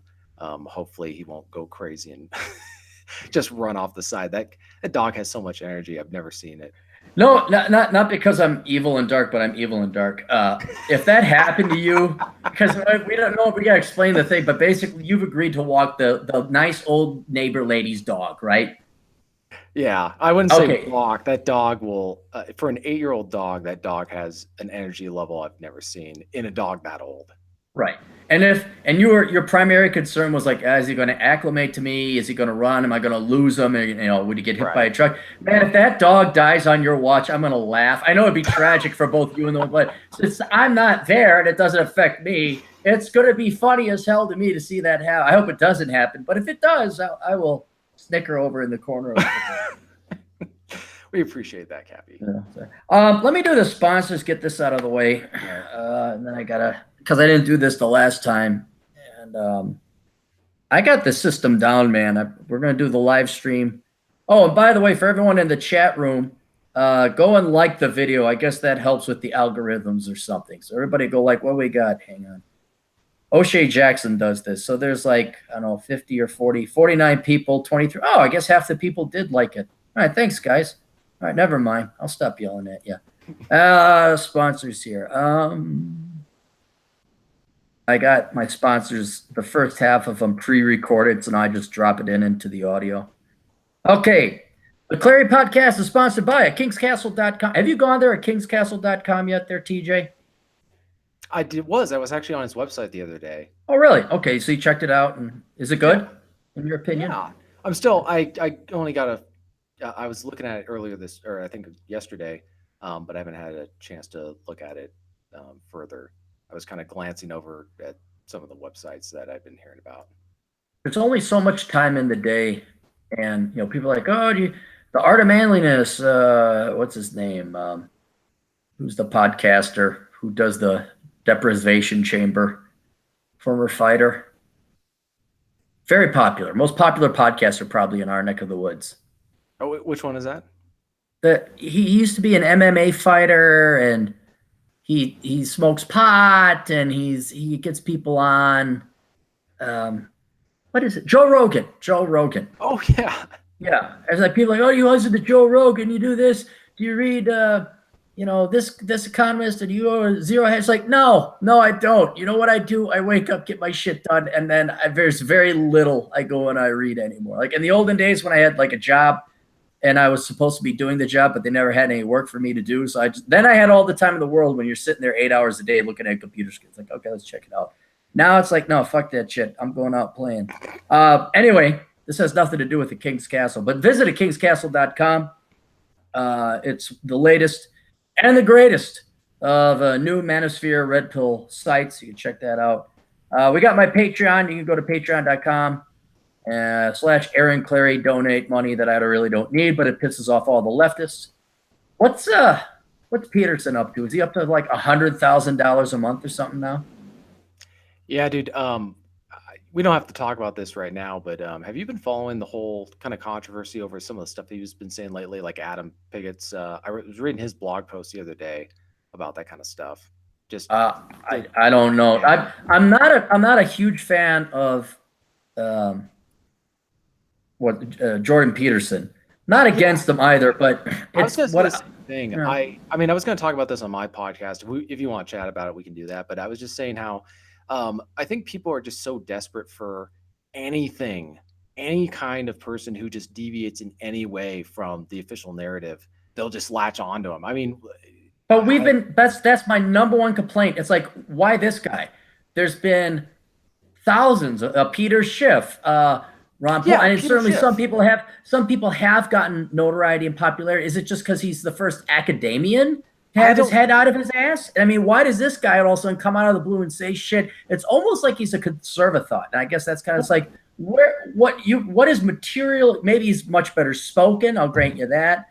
But is this like the one black guy in the Libertarian Party? What do you call him? The keynote speaker? Is it because he's from academia and everyone else in academia is a leftist fucknut? I don't know. It kind of drives me nuts how people like yourself or maybe Roosh or Ola Tomasi, like this is what I'm kind of afraid is going to happen is, for years there's been all this great material and this great these books that have been written and all this stuff that's been talked about and discussed, and then some hack job or charlatan's going to take stuff that other men have done and then come out and kind of claim it as his own, and people are going to be so their attention spans and their unwillingness to do any kind of research, they're going to just accept it as like they're going to think he's a genius, kind of like how Mike like Cernovich. No. well I'm kidding. I'm kidding. Only well halfway. I don't know. And not only that, but it's going to be stuff that's going to have some truth, but not all of it, or not the important parts. And I think that I some I of the don't stuff. even know.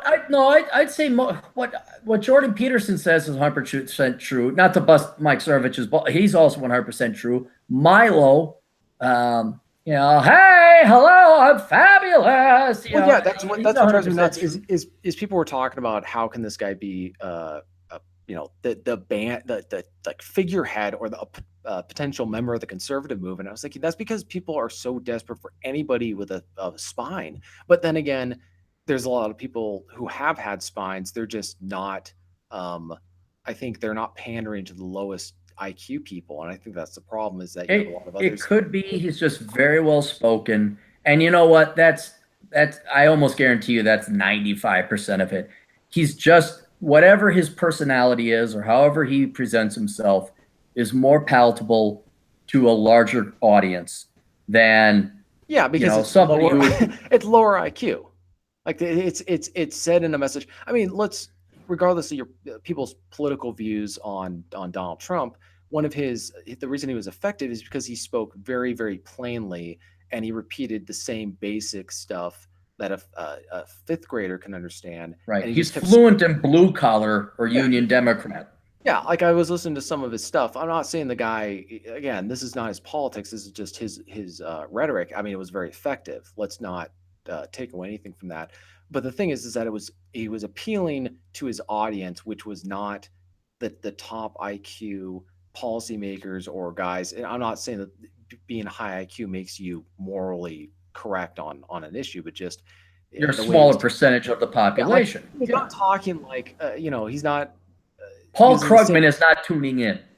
right. Well, he's not using the same vocabulary as like Rollo Tomasi in Okay. one of his like psychological papers or whatever, or his essays or whatever. He's using all these words, or you're using words, or even Royce or whatever. But I think that's the problem is that the people who are going to be successful are the ones who are going to speak uh, in that way that most of us are going to find almost patronizing because we're smarter than that, Mhm. or at least guys like you and me are going to find that patronizing. We're going to be looking for something that's a little bit more challenging. We're going to read stuff, but I don't know. It's But I don't see Jordan Peterson. I mean, he's very intelligent. But I mean, what was not Rolo? What was Pigot's problem? I mean, what was he saying? What's the kerfuffle about him now? I'm just curious how he just I comes mean out of left field and takes the world by storm. And I agree with pretty much everything he's been saying. But what is he? Is he going back to his psychology, which frankly, in my opinion, is a bullshit study? He's an academician. What's happening? yeah, they're topics that I just have no interest in getting into anymore because I just found them to be there are no wins. But one of them has to do with like human biodiversity or stuff like that, and then I can't remember what the other one was, but it was just over stuff where once you've gotten through the main stuff like he's been doing, you're going to have to start addressing more controversial stuff that's actually going to get him yeah, I don't know. It's like you think he would have already gotten in trouble with his university over the stuff he's already said. So I don't know. It's a time. I guess my problem is with the way that people embrace him is like they're embracing the leadership, but they're not embracing the ideas wholly.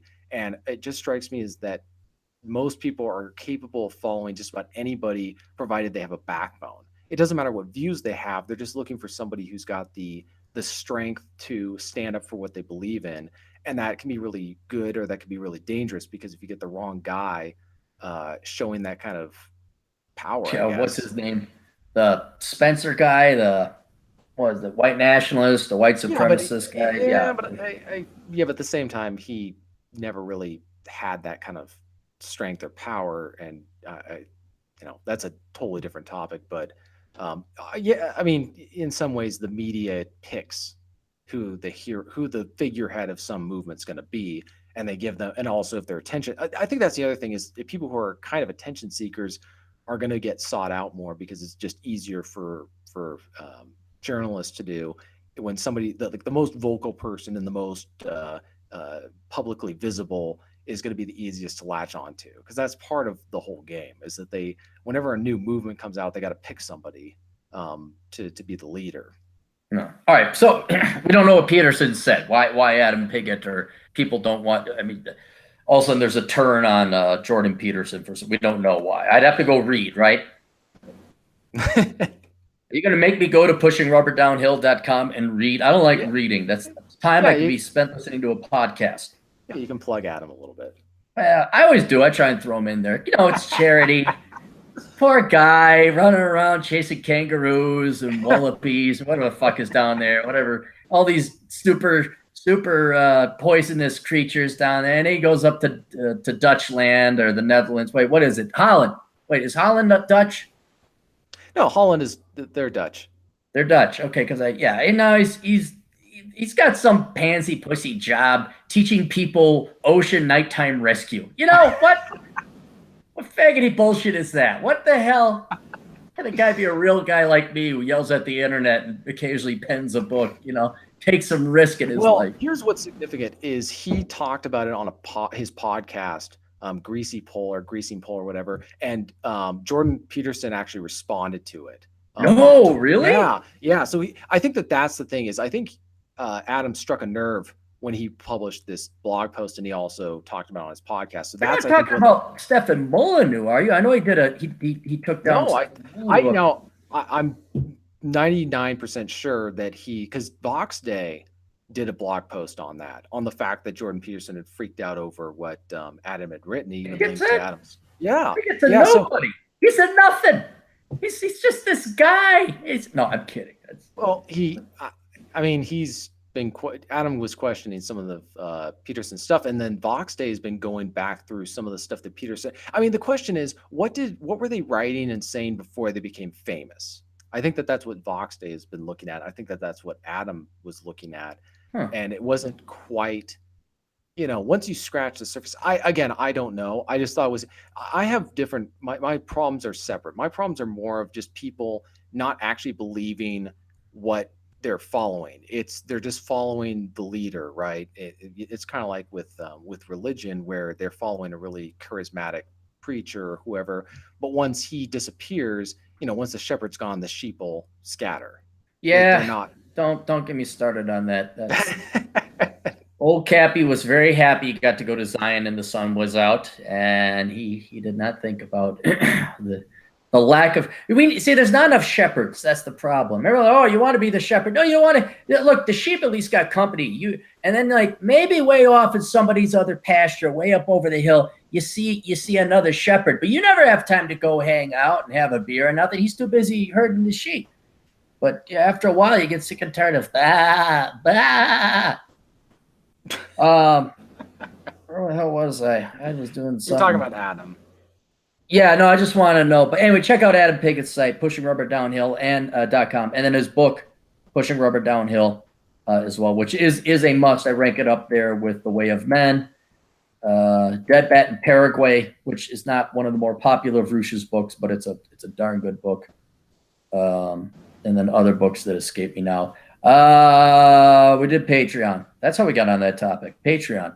I want that Jordan Peterson money. That was the long version of that. I want the Jordan Peterson money. I want to be able to buy farms in South Dakota every month because I'm making $100,000 because of shit I said 10 years ago that now a Canadian professor says today. I want that. I want them shekels in the gimme dats. Speaking of books, you can buy my books, Reconnaissance Man. Have you read that one yet or no?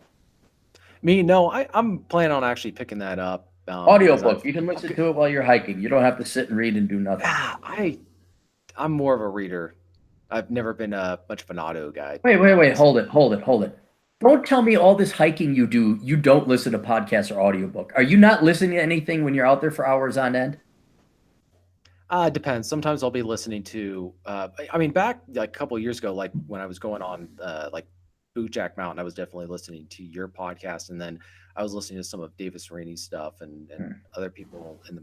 That was when I was really getting like first exposed to some of the stuff that, in the, I guess you would call it the manosphere back then. But nowadays, I tend to try to not be listening to stuff because you never know who you're going to encounter on the hiking trails. Or what? And you say what? Or what? I don't know. You meet interesting No, people. no, no, no. Who you're going to come across on the hiking trails? And I said, or what? Like bears? And I have encountered. I haven't. One time I encountered a brown bear with a mama brown bear with her cubs. Not Yeah, good. yeah. So that helped not having headphones in. But I think also just being aware of what's going on.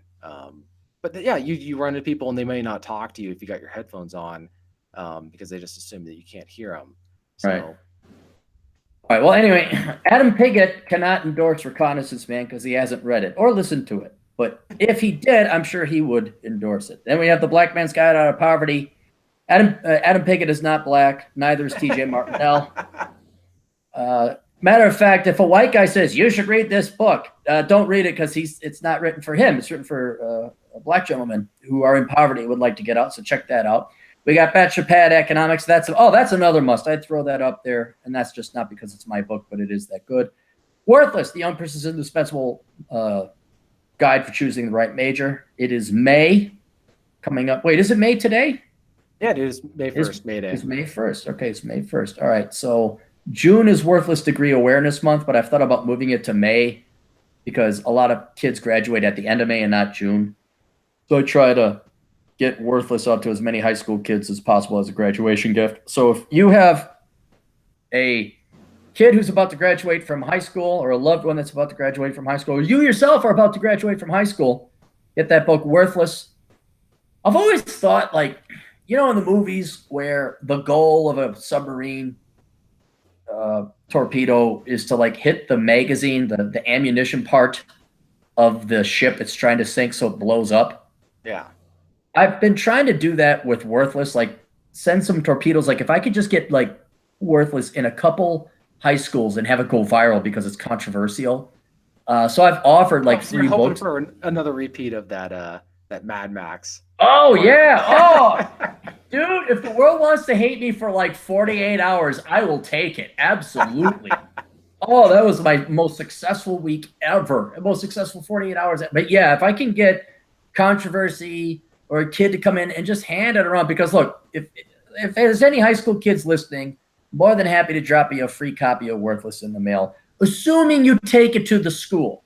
I even offered to pay like kids like $10 to do it. Like if you had to do a book report on Worthless in front of all the class, because dude, that's totally worth $10 to me and the shipping cost, because then a bunch of other kids are going to go get it. And even if you shared it, they go, who's this Aaron Clarey ass? Oh my God, look at all these other books where he hates on people that aren't like him because he's a sexist, racist, bigoted, homophobe. Even though all the advice would work wonders for all said minority classes. But yeah, Worthless, you can get that. Get that in the hands of anyone about to go to college before they go to college and declare a major. Enjoy the decline. Take out loans. You know what? After a while, it gets so. It's like, look, I got gas, I got a light. Why is it this blowing up? That book it had great success for a self-published book, but it should be a #1 bestseller. That's every graduation season, that thing should be like in the Amazon top 5 or something like that. And I don't say that because I want it to be that. I say it because I want it to be that, and it should be that. That saved over the course of 3 years, it would be trillions of dollars. It would save generations trillions of dollars.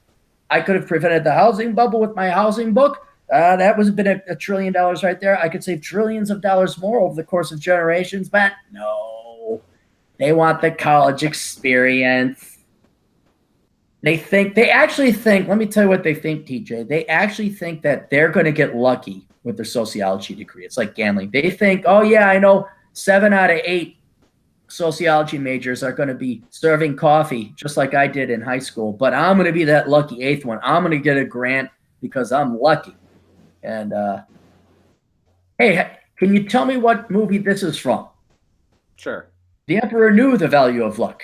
That's why when he was promoting someone to field marshal, he says, "Yes, yes, I know he's brilliant, Oh, but is dude, he lucky?" doesn't All right, matter. never mind. And our boy Roy seems to have it. Well, then make me a general, sir. Patience, dear boy, patience. Okay, You're just not going to get that anymore. You're not going to get that in a movie anymore. Yeah. Oh, that's right. That's right. Yeah. Yeah. I remember that. That was such a great movie. Commander Jensen. Curse of the High IQ. We were talking about that before. Poor Richard's retirement. That's for anybody out there who does not have enough money saved up for retirement. You're saying, is that book for me? Answer the question. Do I have enough saved up for retirement? If the answer is no, then the book is for you, which is fucking everybody. That too should be a New York Times bestseller. Run Guts Pull Cones, where I talked about it with our buddy Adam Piggott. Carrie Luchter's book, Viral Podcasting, if you'd like to become a podcaster. Glorious Carl's book, Trade the Ratio. And our good buddy Rollo Tomasi, therationalmail.com. You can get his whiskey at tapwhiskey.com, spelled without the E. And then Positive Masculinity is his book, most recent one that came out. TJ, why don't you tell people about your books? Yeah, so I wrote a book called Briefly, don't give us the 18-hour version. I was 5 years old and I saw a movie. I liked Humphrey Bogart. Give us the short version. Okay, it's a fake news type book that's set in Seattle in the future. It's like a neo-prohibition era, like Fahrenheit 451. And then there's its sequel, The Informers. And then there's Men Who Walk Alone. That's like a 1930s old-fashioned pulp noir, Humphrey Bogart, shoot 'em up. Okay. We can get those on Amazon? Yeah, all of them you can get on Amazon. Get those in audio or no? I haven't gotten around to audio yet. Okay. I know how you don't like doing it yourself. Hire my buddy jimfear138.blogspot.com. Who I was going to promote anyway. Yeah. But Jim Fear does a good job. He does my audiobooks. We also got Asshole Consulting. You guys can check me out. If you got a question, ask away as long as you got money. JacobsAdultPlayground.com. Come out to Vegas. But first, go to JacobsAdultPlayground.com to see if he's got some deals and specials that he can put you in on. You can literally save hundreds of dollars contacting Jacob and having you set you guys up with entertainment. You can advertise on the podcast. It's $50 a month. But finding out my blog, the resurgence of the blog. I know blogger and blogging is dead because everyone has a short attention span. But people can actually track what, like, oh, hey, it came from this guy's blog. That's proving to be more marketable than YouTube or podcasts. Chad Elkins at ElkinsCPA.com. If you guys have a need for an accountant. And we have the world of extraordinary podcasters, world-class bullshitters. The Beckloff, he's over at Landshark Beckloff. You got to look him up on YouTube because his YouTube channel he was a naughty boy and said naughty things that was not approved by the good people. He got in trouble with the good people, TJ. I know. Do you know how you can tell they're the good people? How? Because they say good things. Because they say the politically correct things and they don't hurt anybody's feelings. Those are the good people. And that changes every other week. No. It's whatever makes you feel good. Those are the good people. Oprah telling you that you're a fat lard ass of a 62-year-old mother. You can still have children in virtual fertilization. And yes, that man over in Tunisia really loves you. Go fly over there and give him all your 401k money. That Oprah loves you. That's how you can tell.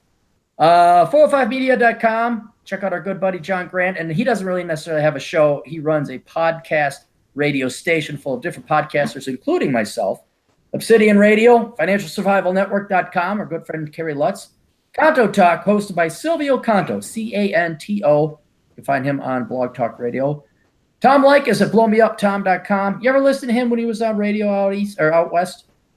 I used to listen to his stuff on YouTube. I never got a chance to listen to his radio show, but he had some pretty good stuff. I remember it's got to be coming up on 8 years ago now, 7 or 8 years ago, before he went terrestrial. I found an archive where it was like 400 episodes of his show and just binged on those while hiking out in South Dakota for a summer. And that guy, and I didn't even know when he had a radio show 10 years before the Red Pill community blew up. And here's another example. Why was he relegated to the West Coast? Like, why did no one else in the country hear about him unless you had I'm the kind of internet was amazed. around? He should have been around. I'm kind of amazed he was able to get away with saying what he was saying in like the Hollywood, LA area. Like Mm-hmm. he's not exactly in an area where you can get away with saying things that stray outside the realm of allowable opinion. Mm-hmm. I think it's So because they thought it was a shtick, and you could say maybe he presents it as such, uh, because he gets women callers or people that just disagreed with him. I think that was part of it. Is I think he had an audience that was full. Like I don't know. Like I could be wrong, but I'm wondering if his demographics were a lot of women who were listening to his show, and the advertisers and or whoever's doing the shows just realized, that whatever we're hearing about this guy, these people in this area actually like listening to it. So we're Mm-hmm. not going to do anything about it. I don't know. I just remember hearing some of the stuff he was saying. And I was thinking, how is this guy getting away with saying this in California? Yeah, I think there was a sensationalism, almost even a train wreck kind of, because he was getting the numbers. I mean, there was no doubt about that. He was definitely getting the Right. numbers. but I just, but what I'm confused about is it wasn't like he was on the air in the 1970s and you couldn't hear about this guy over the internet. Why did no one else tell me about, like, every once in a while someone would say, hey, have you ever heard of Tom Likas? I kind of found Bill Burr that way too. I'm like, Right. one or two people mentioned Bill Burr, and then one day I was really bored and downloaded his podcast. I'm like, well, this is great. How come no one's ever told me about it? This guy should be like nationally famous. And now they are slowly but surely, but it Right. should have happened 8 to 10 years ago. Dude, I'm going to see Bill Burr in Seattle. Oh yeah. Yeah, Bill Burr's going to be in Seattle, so I'm seeing him for his performance or whatever he's doing. Has he ever been protested because he's I his don't jokes I slightly don't know. controversial? I don't know. It's always interesting how some people just manage to get away with doing stuff because Bill Burr is kind of in that weird sweet spot. I think Tom Likas is the same thing where they say stuff that other men would say, but their politics are not quite. They're in this weird eclectic spot where they're not on either side. So they say things. They insult both sides. Mm-hmm. Kind of like Fred Reed a little bit. The who will go after both sides, but I mean, you watched some of the stuff that Bill Burr said on like Conan O'Brien or whatever about Mm-hmm. Hillary Clinton, or he's talking about whoever. But I think at the same time, the way that they, like you were saying, with a lot of these guys who become popular, the way that they say it and the way they come off, people don't find it very threatening, or it just doesn't produce that emotion that causes them to just lose their mind. Yeah. Um, I don't know. I'm just kind of worried. Like, if Tony Robbins has some SJW, dusty vagina, wrinkly boobed cunt come up and threaten him, or not threaten him, but try to trap him. It's Tony Robbins. He's the most apolitical, innocent of guys. His message is not. I was going to say Harley. It's just not controversial at all. And I here's think this attention grubbing whore that goes out there and tries to trap him in a bid for attention. Then I'm kind of like, okay, if he's fair game, why the hell hasn't Bill? Maybe Bill would shut him down. He knows how to right. deal with I hecklers. think that that's the problem is that some of these men just invite themselves to doing this because they know that they're going to get. He's not going to fight back. He's going to give an apology, whereas maybe Tom Likas or Bill Burr. I mean, we have no idea how they would behave in those situations, but I imagine Bill Burr, based on some of the stuff he said about Trump, where he would just say, "Yeah, I said that. So what? Yeah. Yeah, just move on." Like he wouldn't apologize. He'd say, I said it, and we're not going to make a big deal about it, and that's over. Kind of like how Remember, Trump he was being called out for what he had said about, I think, Rosie O'Donnell and some of these women, and he goes, I said it, and we do stuff like that, and it's not a big deal, and then it just blew over. I remember people like, "What?" When I had my best week ever, people were like, well, "What's your response?" Fuck off. I'm not going to Yeah, apologize. Go to hell. yeah. You don't encourage by apologizing. I mean, there's that. I think it was John Wayne who said, "Never apologize or explain yourself." It's true because when you apologize, you're showing that you can be manipulated and controlled. But if Right. it's kind of like with the, not to kind of a weird analogy, but like with a shark, if you fight back, they're going to stop bothering you. But if you're, apologizing, it's like cutting your leg open and thinking the Oh, blood's going totally. to make them go away. I just can't apologize for something that isn't wrong. That's the other thing. I like, if anything, it gets me mad and gets me right back in their face. Like, oh, fuck yourself. Yeah, make me apologize. Yeah, you come here and make me personally apologize. If you're able to walk after that, I'll be impressed. I don't know. And then they go away. But then you got like guys like Bill Cosby, who I don't think he apologized. I don't know. Maybe that's a completely different situation. That one I haven't really formed an opinion on at all because I just don't know what to think of it. And it's not really the same topic as something like whatever happened to Tony Robbins or whatever. Yeah, no, I don't know what happened. Bill Cosby is like Syria. I have no idea what's going on. I looked into Syria one time. Very interesting comparison. Yeah, but I looked into Syria because I'm like, all right, because you could go on the internet now. They got this thing called the internet, and they got like these. They take very complex, long historical events and they boil it down to 3 minutes. So like what was the Spanish insurrection, or not insurrection? The where they killed people. Civil War. No, not the Civil War, where you weren't Catholic or they're burning people at the stake. What was that called? The Inquisition. The Inquisition. I'm like, what the fuck? Okay, it keeps coming up. I'm like, oh god, that was horrible. But it's like this and they make a cartoon out of it. Like there's a little person burning at the stake. And I'm like, it's a little dark. So I watched like the 3-minute version of what's going on in Syria. And keep in mind, this video is now like 3 years old. So it's even gotten more complex. And after like the first 45 seconds, I'm like, my God, this is the Gordian knot that will never be untied. And I can't really even take a position on anything right now because this is such a clusterfuck.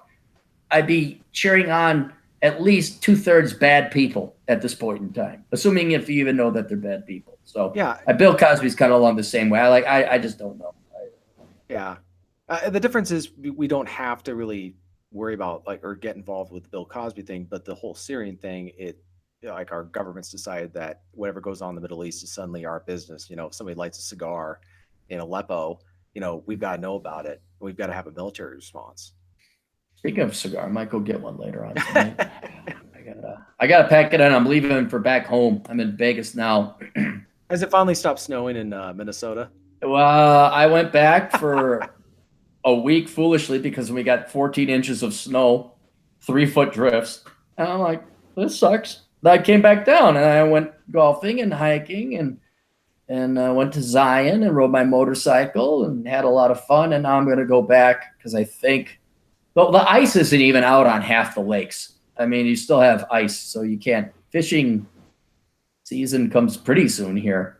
So it's going to be well into May before a lot of the lakes are water. But yeah, I don't know. It's just like after a while, like you go, and no one, not to sound arrogant and cocky again, when I come to the Southern Command, there's not a lot of people that could come with. It's not like, hey, let's go to Vegas for a week. And it's like, oh, I guess you guys got to stay home and work, don't you? And then I come in. I got some friends down here, so it's cool. But then it's like, all right, I've been here long enough and smoked enough cigars. Let's get back up north. And thankfully, it's warm enough. They can, you can be outside and run and hike and all that other jazz. Right. Not up mountains because they aren't in our backyard, but we can hike across. We got trails. They go around lakes. We got some walking paths. Just this never-ending network of suburbanite walking paths that all hook up and just go from strip mall to strip mall with a Subway, a Caribou coffee, a Starbucks coffee, and a grocery store and a Qdoba. And you go to the next town over on their walking paths. Maybe you go past a school. Maybe you go past some public tennis courts. But my gosh, there's another gas station with a Qdoba and a Chipotle and a Starbucks. And some sort of cupcake store. No, the cupcake stores are evil. They have very odd hours. So you're like, I'm in the mood for like weekends. You would think, hey, weekends, cupcakes. Nope, they're all closed. You think, I'm out of work. I should celebrate with a cupcake. Nope, we closed at 4:30 p.m. It's like, well, I guess you don't want to sell your fucking cupcakes then, huh? Because I would like to have a cupcake on the weekend, but oh no. What else we got for sponsors here? Tom Likas. O'Shea Jackson over at YouTube. Rich Cooper. He goes by Entrepreneurs in Cars over on YouTube as well. And our good friend Dr. David Perodin. the Safety Doc podcast. If you happen to have kids and you are interested in safety, tune into the Safety Doc. You can find them at safetyphd.com. Small Scale Life, my good buddy Tom, he hosts that if you're interested in gardening and kind of survival, not the Art Bell living in the middle of nowhere, Nevada type of survival, but like, hey, how do you grow tomatoes in a city? Well, tune into Small Scale Life. And this asshole here I got on my sponsor, not sponsor list, but the League of Extraordinary podcast, TJ Martinell. You ever hear of that guy? I never heard of him, no. Never heard of him? He's probably a nobody. Yeah. All right. Michael Kingswood, check him out. And mtfunow.com. That's another Red Pill Manispherian site. They sell merch. They gave me a nice coffee mug and a nice sweatshirt. Very nice and plush. Very warm too. Almost too warm. I got it down here in Vegas, but I like, this is Minnesota. I gotta wear this in January in Minnesota. And that is it for the sponsors. All right, have you seen Infinity War or no? I haven't watched it yet. I was planning to. Okay, that's worth seeing. I'm kind of amazed because I was expecting a bad review because you just never know what these big studios are going to do with these movies, especially every year. That after watching, I mean, to my shame, to this day, watching The Last Jedi. You saw that movie? I got a free ticket, so that's why. It's still not worth your time. Yeah, dude. Yeah. So yeah, after that, I was just thinking they're ruining every single movie every single movie series. So I was just convinced that the next Avengers film was going to be a total disaster. So I don't know. It's optimistic or good to hear that they haven't ruined it. Yeah, no, there was you can't even say there was even a twinge of politics or social justice. They didn't have time. The plot is so good and the bad guy is so bad. And I actually cheer on the bad guy because this isn't some, why is he evil? Just because he is. This isn't the Joker. This isn't, I'm trying to think of, it's not a megalomaniac. This guy has a purpose and even a soul. He just has politics and ideas that go against the existence of most of the people in the universe. And but he has a great, I can't disagree with him. I'm like, I was cheering on Thanos a little bit because he's like, look, we have limited resources in the universe. If I get this power, I can wipe out all the inefficient or the people that really shouldn't be around. He's not just talking people, he's talking all creatures, some of which aren't even sentient. And then the universe will go on. But if we don't do something now, it will overpopulate, we'll expend through all of our resources, and there won't be any life. And he makes a great point. He says, and it's not that we don't know it, it's whether someone has the bravery and courage to say it. And I'm like, yep, Thanos for president. That's my guy. There we go. Yeah, I was just worried because I remember watching Captain America Civil War and thinking how great of a movie it was. It was done so well, and the way that they had framed kind of the whole freedom versus security thing. I think that they've always done a good job with the Captain America character. So I was just worried, like, what are they going to do with him now that he's not going to be really identifying as Captain America anymore in the series? Are they going to inject kind of like how I don't know how much you know about how the script was written for The Last Jedi, but it was written in the sense that they just started passing it around like a joint at some sort of like college party. Well, that's the difference. They handed the script around, and somebody would make some little change there, and then somebody else would make a little change there, and so there's all this stuff that just it's the only way to explain how they ended up with an HR lady as head of the Rebel Alliance ship. I just remember looking at it thinking, it felt like something out of a Saturday Night Live skit. Some of the stuff was so stupid. I was just thinking, this is something out of a parody, like Spaceballs. This is Spaceballs level dumb, except it's trying to be serious.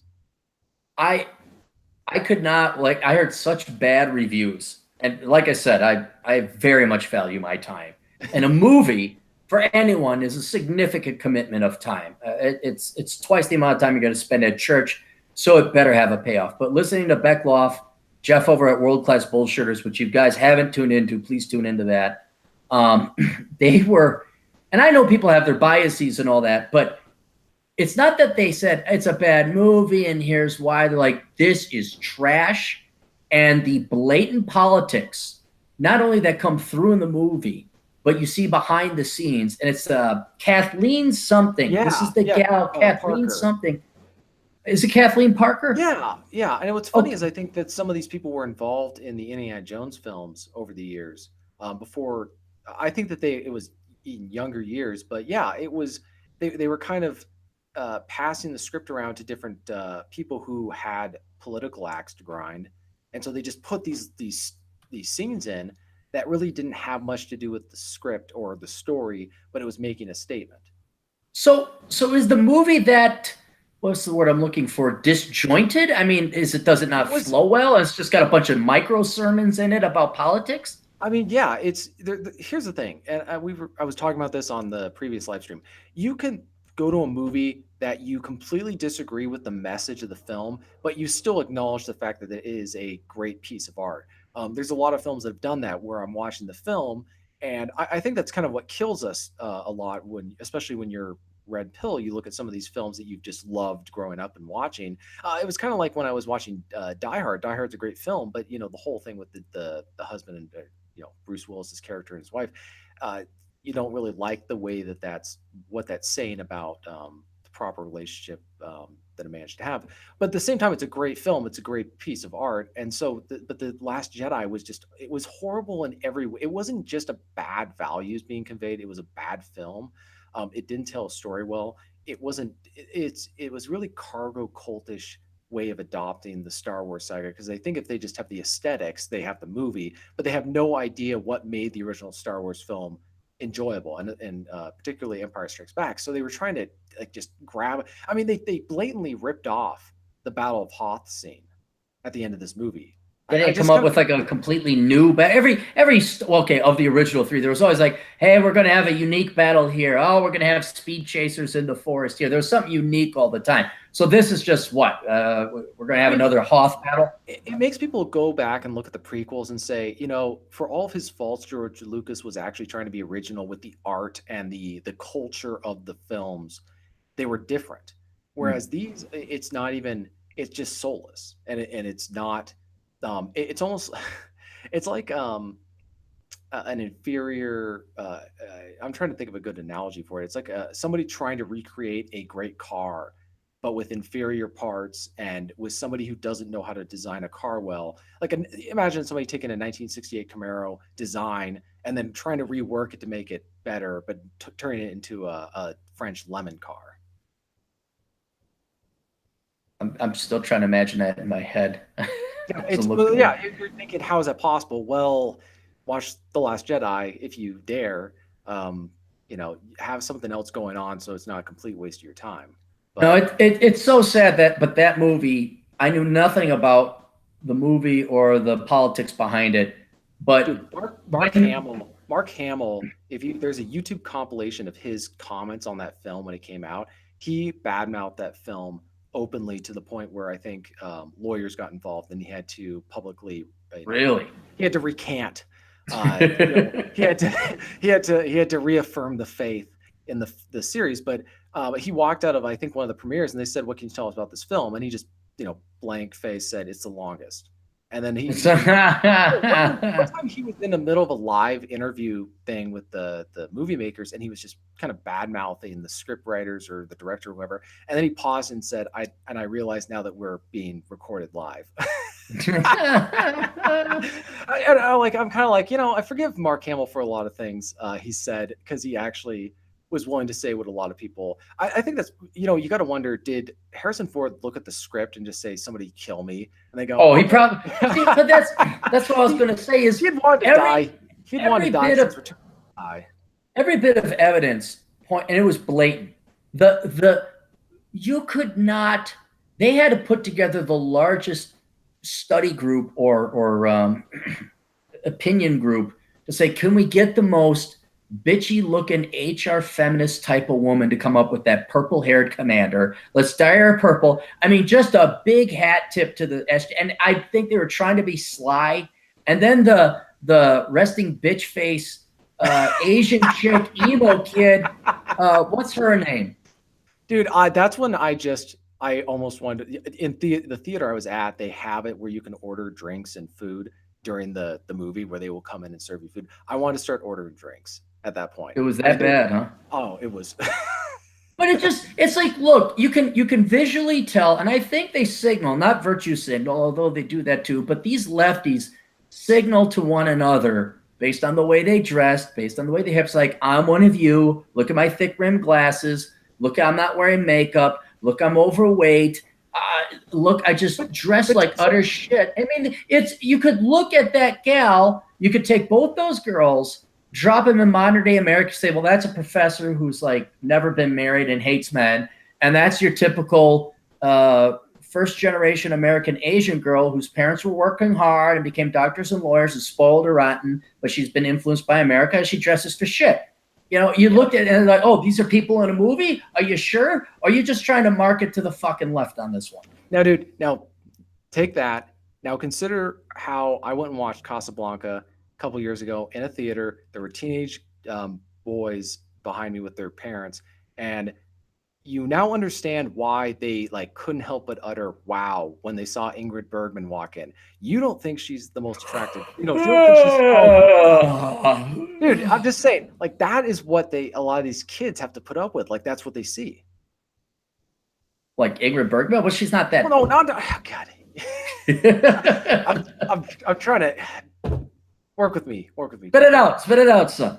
Well, I'm just saying, I think that they're not used to seeing anything remotely attractive anymore. Oh, okay. You know what I mean? Like somebody, I can't remember who it was, but one guy was comparing the girl from the Star Wars movie to what was it, Battlestar Galactica? They had a similar Asian character, but she was actually stunning. I mean, there were movies from back in the day where they had very attractive actresses in these roles, and so they're just wondering, like, why are you picking these people who are not? They're not even eye candy. They're not. They're I think you got to wonder with what some of these younger boys who are going through the school system, or they're just looking the art. What because I don't watch TV, so I have no idea what type of how they're being starved. And it kind of goes back to what we were talking about with the Bond films. I mean, you're watching, you know, Thunderball or Goldfinger, or I mean, shoot, you're thinking of You Only Live Twice, where he's like has a whole like harem of Japanese girls giving him a bath or whatever, but they're all attractive. So it's like, I don't know. I don't know because I'm not there, so I can't speak to it. But I cannot imagine what it's like to be in high school now. And I know every generation says that, you know, if they're 20, 25 years removed from it. But every year, I will always default to the pretty people or the good looking people. But what I've trained myself to do occasionally is to stop and look at, one, how fat people are, and then two, say, okay, what percentage of the people here are really good looking? Because you only focus on good looking people. That's all you do, because you want to look at the good looking girls want to look at the good looking guy. But with these boys today, being in high school, and I saw it, where did I see this? Where was I noticed it, where all the women, no girls had makeup, they were dressed frumpy and down. Oh, yeah. It was hiking. It was hiking in Zion. I'm looking at all these young, fit kids, 18 to 25 or whatever. And I'm looking at them and looking at them and looking at them. And I'm like, there's not that you're supposed to dress and wear heels when you go hiking in Zion National Park, but not one girl looked attractive. They were kind of dumpy looking. They all were a little bit overweight, especially for hikers. I don't think that many went up to the top. You know, tattoos. And yeah, dude, that, I mean, you've been to Seattle. You know how bad it is. Oh, yeah. Yeah. It does not inspire a young man or a young boy like, oh boy, I can't wait to major in engineering. So I can go and provide for that hairy armpitted hole over there that I might breed children with. Go to Husqvarna and get a weed whacker. Maybe we could procreate later, but yeah, It's kind of the same thing, but it's almost. I think part of it is also they're encouraged by other. Here's the thing, and you can probably speak to this, and we've talked about this before. If you're above average or even higher in anything in life, people want to bring you down to their level. So if you're an attractive girl, other girls who are not striving for that, because I'm not saying that you have to work really really hard, not like a guy has to work hard to get in shape and to stay in shape, but at the same time it takes a little bit of effort to put on a dress and do your hair and just basically look just remotely decent as far as like feminine. I think Right. that's what it is. They've never seen feminine. They may see girls who are attractive, but they don't see girls who are attractive and feminine at the same time. You don't see them wearing the or dressing the way that they used to. I wonder if they even have the incentive or even aware. I mean, look at not we're not just going to slam on girls, but look at the boys. I mean, do girls have any real incentive to go and get dolled up? I mean, what are they going to do? Grab wimpy soy Well, boy McQueen over there? And I mean, I don't see any incentive yeah, for either of the sexes to make themselves presentable to the others. right. And this isn't a complaint; it's just an observation. I agree. That's why they probably don't, because there's no demand that they do.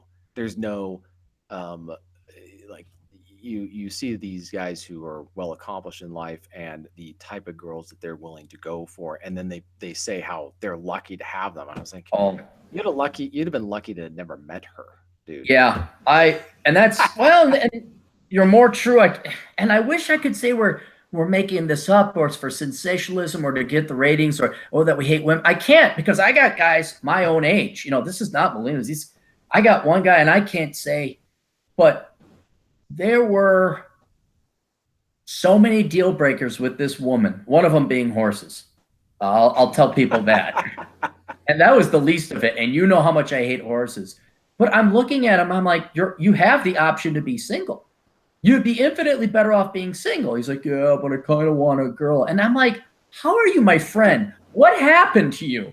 Dude, Like, that you that used to be kills somewhat me. self-respecting, I don't know if it's them. I, and or this is genetics, biology just well, compelling you to go I'm get a just wondering. girl. I'm just wondering if it's boils down to either they're afraid of dying alone, they're afraid of being lonely. And look, men like me, we're just I don't know if it's genetic or just predisposed because of our personalities, but I'm capable of being alone for a little bit longer than most people. So if other people feel differently, then that's one thing. But I almost wonder if part of it is just self-respect. They feel like not being in a relationship, they feel like like low self-esteem. They feel like Yeah. they need to be in a relationship to get self-validation. I've never felt that way. It's always been the relationship needs to bring value to my life, but it's not like the whole idea that you need to be in a relationship come hell or high water is saying that you don't think well of yourself by yourself, but also the girls you date are going to pick up on that. They're going to realize that you feel Oh, yeah, different. and you're an It's like easy the whole mark for them. yeah. And the thing is, you're going to attract girls who are looking for that type of guy for the worst reasons Oh imaginable. yeah. So it like It's a when you wounded gazelle. It's yeah. the lagging gazelle that they can pick that one off from the herd. Right. Right. But Yeah. yeah, I see a lot of that and I'm wondering, are they genuinely afraid of dying alone? Or just being alone where they can't, because I know a lot of people who they cannot be alone by themselves for a very long period of time before they get really, really anxious. And I'm wondering, is that just because they're extroverted, or is it because that they don't like who they are, and by being alone, they're forced to start thinking about they're forced to engage in the kind of introspection that we do, and maybe they don't want to think about what they actually believe or what they because to get to the kind of conclusion that that you and I and others I assume who are listening and you have to take the time to sit down and think through what you believe and why you view the world the way you do. And you have to, and when you realize that you're wrong, you got to go through that very painful process of kind of killing that part of your ego, and psychologically moving on and establishing something new based on what you now know to be true. And uh, a part of that is required for most men because I don't think a whole lot of men are naturally red pilled. on this stuff. They're raised to believe certain things, and then they get older and they observe in the world that that's not the case. But they got to make a decision. What am I going to do? Am I going to uh, try to figure out what the truth is, or am I going to intentionally remain ignorant? And by doing that, by being around people who are going to keep me from actually thinking about that kind of stuff. I don't disagree with you. I think there's multiple causes, and that's certainly maybe one of them, a fear and combination of having to look at your soul, look at yourself in the mirror. In my case, and an increasing number of guys' cases, it was just plain beat out of you, where you're like, I remember like where I said, I'm done with this shit. I am done with this bullshit. And I was already getting fed up, and my standards were getting higher. I would tolerate less and less. And then I just threw, and I remember I was going on a date with this gal, and these sons of bitches, my quote friends, my buddies, they must have knew this girl was crazy because they weren't going after her. And I should have recognized that. And I took the bait and I went right for it. And we were going out, me and this girl, redhead, of course. You know, I know you're partial towards the redheads as well. Nothing good comes of redheads. Nothing good ever came of redheads. Not one pleasant experience, no matter how hard you try. So I'm like, and this girl's like green lighting me. I'm ready to go. We're at her place. We are buck naked, both of us in her bed. And then she's like, oh, well, we can't have sex. I'm like, that's it. And I got up, put on my clothes, walked out. I'm like, I'm done. I'm fucking done. And it wasn't, what I realized is it wasn't bad luck. It wasn't statistics. It wasn't, oh, you're just looking in the wrong places. All this other fucking bullshit your mom, your female friend says. No, they're all fucking like that. There's always something, some kind of deal breaker. And what you have to realize and what you got to do and commit to is you have to commit to, no, I got to deal with it and train the girl in. And I'm like, I am not training anyone in. I'm not dealing with this bullshit. I am happier being by myself. This was back at the time 360 was just coming out, playing Red Dead Redemption. I'm like, I'm out. I'm gone. And for that reason, I'm out. And I think a lot of men, younger men, but older men too, but especially young, you just got to realize, like, this is bullshit. There is an objective standard. When you're getting pissed off, when you're getting flustered or frustrated, the girl isn't doing what you want. I'm not saying she's your slave, but you're like, oh, yeah, she cancels or this or that. Or she's fucking naked in your bed, but won't have sex. There's nothing you're doing wrong. It's that fucked up. And you have every bit of self-right and entitlement to sanity, peace, and calm that just involves you being by yourself and doing what you want and not having to fucking adapt or adjust or give or sacrifice so this girl might somewhat act normal around you and have a semi-functional and successful relationship. No, it's, and after dealing with girls, especially in their 20s, I think I was like 29 maybe at this time, maybe 30, where I was just like, that's it, I'm done. I don't have time for this. And then ironically, that's when things started going way better than they did before. Not necessarily with women, but pretty much every aspect of life. And that's where the guys have just got to, I look at, and these are guys my age. I'm like, why haven't you had this fuck it, I'm done moment? Like, how many more? This is a decade ago now, guys. And I've seen you, and it's only gotten worse. I thought like women would get more wise and mature. And I have seen that. I will admit this, when they become single moms, then they grow up real quick, and they're like, oh yeah, okay. They're a little bit more serious at that point, than they got a kid.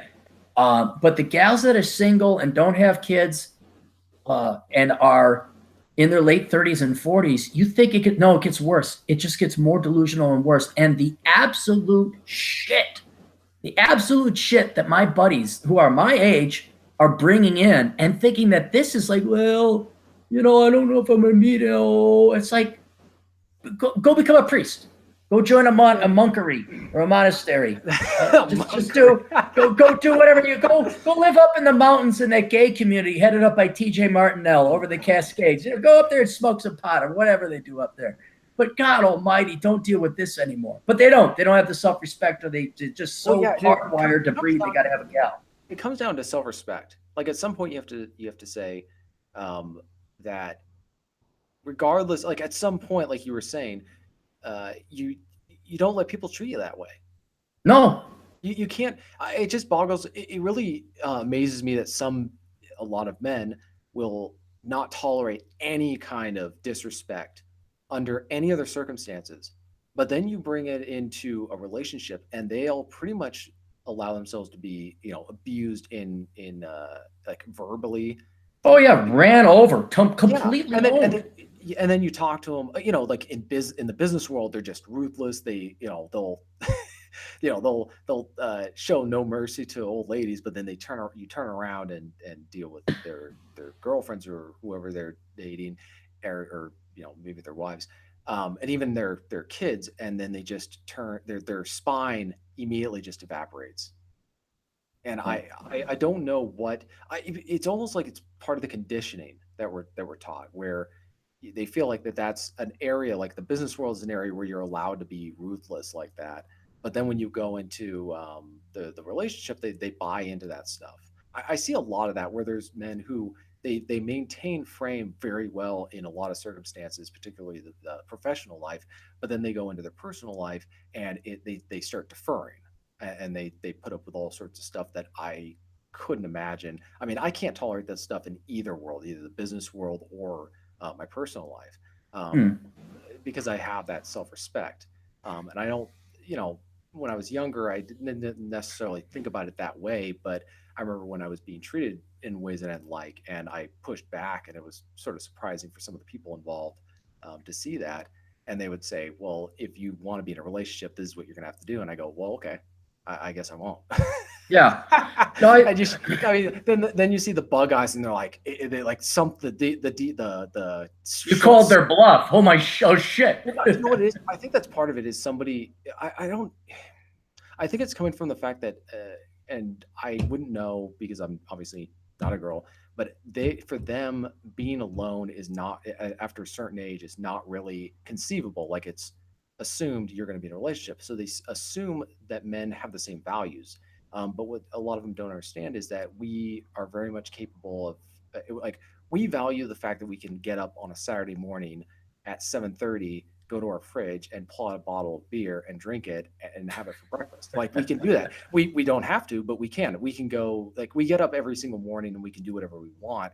And that freedom is a huge uh, thing, in a priority in our life, and we value it.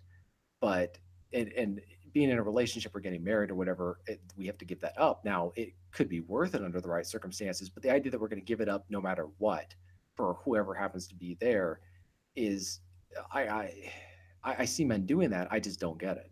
It's, and I can't even ask them about it because they don't really want to even think about it. I can't, and it's kind of an interesting, because I got what, you're 31. Yeah, you just turned 31. You thought it was the end of the world. No, I actually thought the exact opposite. My life is great. I'm Oh, kidding. I'm oh God! I was busting your like, you didn't balls. listen. Anyway, not to give you the old man shtick again, but uh, me and DT and John Steele, you're on with him. We're to the point where you just stop giving a fuck, and even the academic questions start to lose interest. Like, it's never been figured out. Although I will admit, in the past 10 to 15 years, the Red Pill and Manosphere has done a spectacular job of rediscovering, cataloging, formulating, and recording the wisdom that was lost about wisdom. I think there isn't that much left over, maybe to update it as society and women and men evolve and change a little bit. But now that you got a very functional, yeah. But now that you have a very functional and working philosophy, it basically boils down to that's how they're programmed. It's hardwired. Nothing can be done. We're powerless to do anything about it. We can control our own environment and choose wisely and maybe influence women in our lives. But when you look at it, it's not. It's an acknowledgement of how little you really control the situation.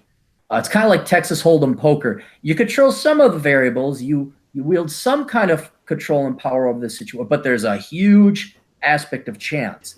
You And know, the thing that you pull from it is acknowledging that this is not a science.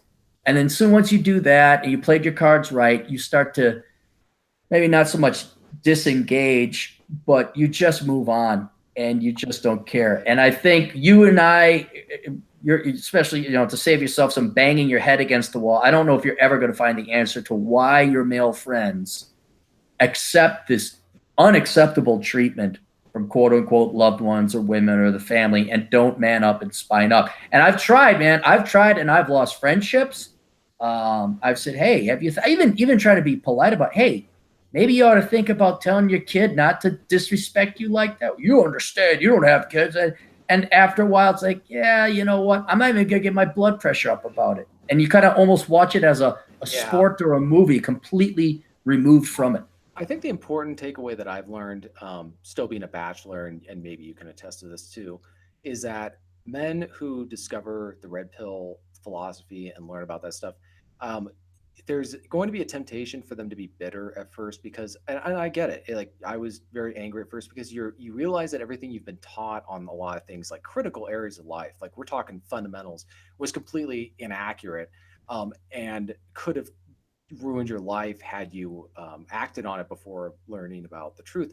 But at the same time, you have to acknowledge the fact that you are one of the lucky ones. You have, I mean, in a certain sense, you've been saved from a fate because if you learn this stuff after you get married, you can't get out. And especially if No. you have kids, like you're stuck. Now, if you're a bachelor, like me or like uh, Darren here, you now have you now have knowledge and the freedom to decide what you're going to do with your life, as opposed to men who have to now take that knowledge and try to make a very dangerous situation manageable or workable, where there's not a lot of room for error, and that if they're not able to keep it going, it's going to be catastrophic. I don't have to like one of the reasons I don't have a very stressful life is I don't have to worry about that kind of stuff. I don't have to worry about a relationship falling apart or the idea. I couldn't imagine what it'd be like to have to get up every day and work my butt off and not be able to leave my job because I've got to pay child support or alimony to somebody who left me, for no good reason. And Mm-hmm. so men who are, like there's the whole debate over the MGTOW thing or whatever. Men need to think about the fact that they are free to do what they want and not get hung up on that. And I think one of the problems is that they still they know the truth, but they still want women to behave a way that they've been taught, but it's never going to happen. And that's It's and we can't get angry at expect we can't expect women to behave in a way that any different than women. It's hypocrisy for us to expect women to behave in a way that they are not meant to behave. The same way that they have no right to expect us to behave in a way that goes against the way the way of men, the way of the masculine. We expect them. So I think that's really important for a lot of men, especially younger men who may be listening in at some point. You accept the truth and you go over that period where you get angry about it, but then realize that you have a rare opportunity that a lot of men don't have. and I think another thing to temper young men's expectations is, I mean, you are in a propaganda machine. I'm not saying that sound like some Art Bell guy. You are propagandized. You are lied to, sometimes consciously, sometimes unconsciously, sometimes it's just tradition. But what I have found is that you shouldn't be aiming for happiness because, one, the happiness that you've been led to think that you're entitled to, not to expect, but entitled to, is never going to materialize. And secondly, even with the knowledge that you have, let's say you take the red pill and you wake up, you're going to realize once again a significant percentage of the stuff is out of your control. And you're not going to, even if you say, oh, I'd like this or I'd like that, even that is not a guaranteed thing to happen. And mere contentment and peace and serenity is what I've found is what is not only 100% within your control, but is more sustaining and long term and much more healthier and happier. You are happier when you are content. But the Right. pursuit of happiness and like, oh, I'm gonna have a redheaded chick with big titties and this and that. Okay, well now I took the red pill. Now I should be and I can pursue and you could talk to even Roosh, who's probably, I don't know what his notch count is up to. I mean, he slew all the sorts of many women. I'm sure he's in three figures by now. Even he is kind of like, it gets tiring chasing after girls. You can get sick and tired of sex. You will get tired of the nightclub if they even exist in the next 10 to 20 years because the Gen Zers apparently don't even date or have sex anymore. Um, it's the pursuit of a lie and the pursuit of women with a complete disregard for your own happiness, health, and appreciation for these finite seconds of life you have on this planet. Very finite, dwindling, and short. Uh, that is not, I don't want to say the key to happiness, but peace, serenity, and calm. That is what the real goal should be taught. Because imagine this: you're going to be angry and pissed off, constantly aiming for happiness or a life that's never going to be. That's guaranteed misery. So, but if you have contentment and serenity, um, that's the best outcome that most people are ever going to have, and it's within your control. Right. The more you need somebody else to do something to make you happy, you give them control over your emotions. And so, um, the less you need from other people to be content is the better. And really, you should try and strive for being content in whatever circumstances you may find yourselves in. Now, obviously, you may not be happy, and you may prefer something else, but I think that that's a real level of control, and that's what drives. I think that that's part of what our society encourages is the opposite is to be continually and perpetually unhappy and discontent with your circumstances because they understand that the moment you stop, the moment you are happy with what you have, they can't control you. They can't hold that carrot in front of your face. And so that's part of what I think the conditioning that they do with men is that you need to be in a relationship in order to be a real man, or you need to be in a relationship in order to have like self worth. And so a lot of these men are driven towards that. Imagine if instead they were told, you know, if you happen to find somebody who fits well into your life, great. But if not, that's okay. And they say that within a certain context. But then when you know, the girl's 29, 30, 31 years old and is really looking for somebody to marry and have kids so that she can stop working, then it's, you know, you have an obligation to you Man know, up and marry those right. sluts. In the words of Dalrock.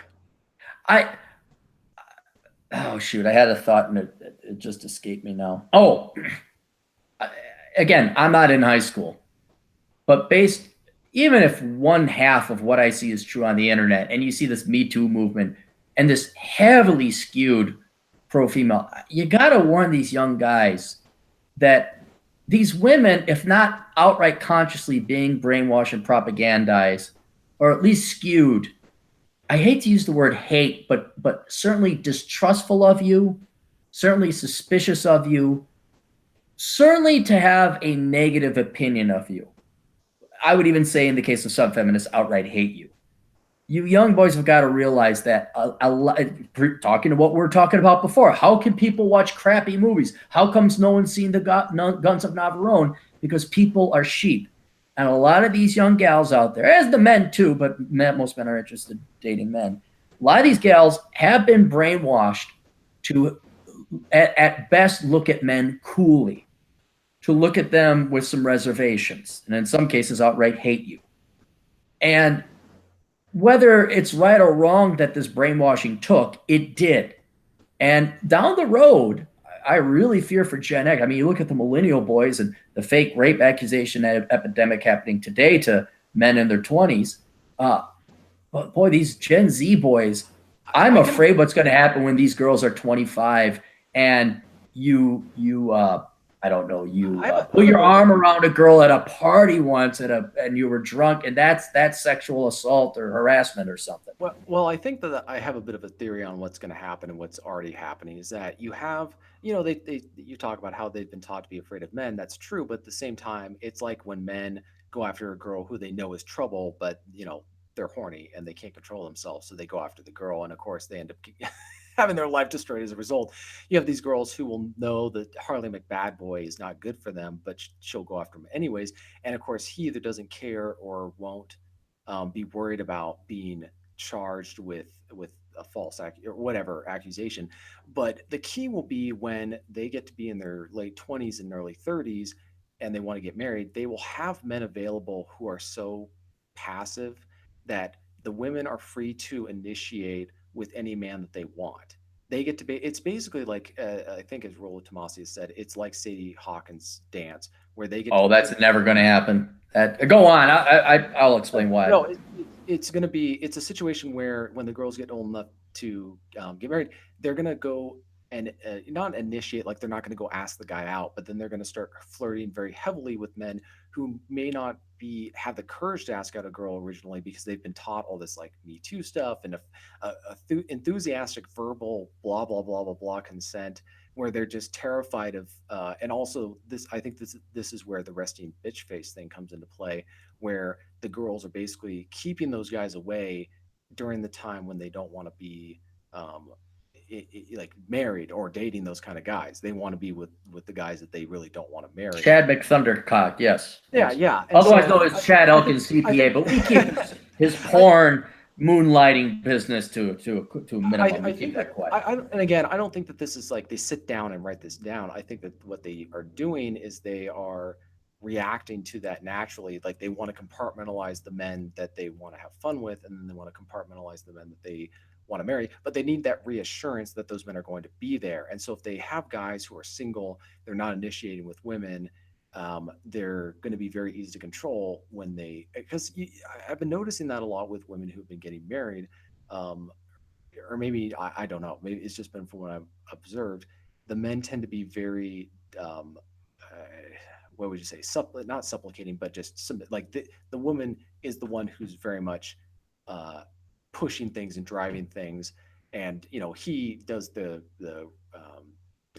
standard like asking them out and proposing and all that, but that's all formality and ceremonial. Like the real driver person in the driver's seat is her.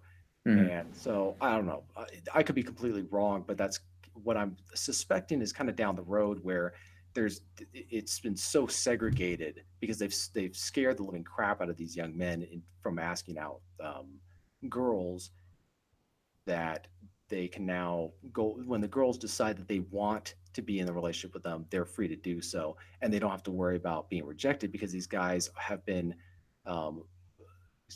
cowered into not taking advantage of their capacities as a man at 30. I think what's going to happen, and it's already happening to a certain extent, you can use classical boring supply and demand from economic surprise. I'd use that there.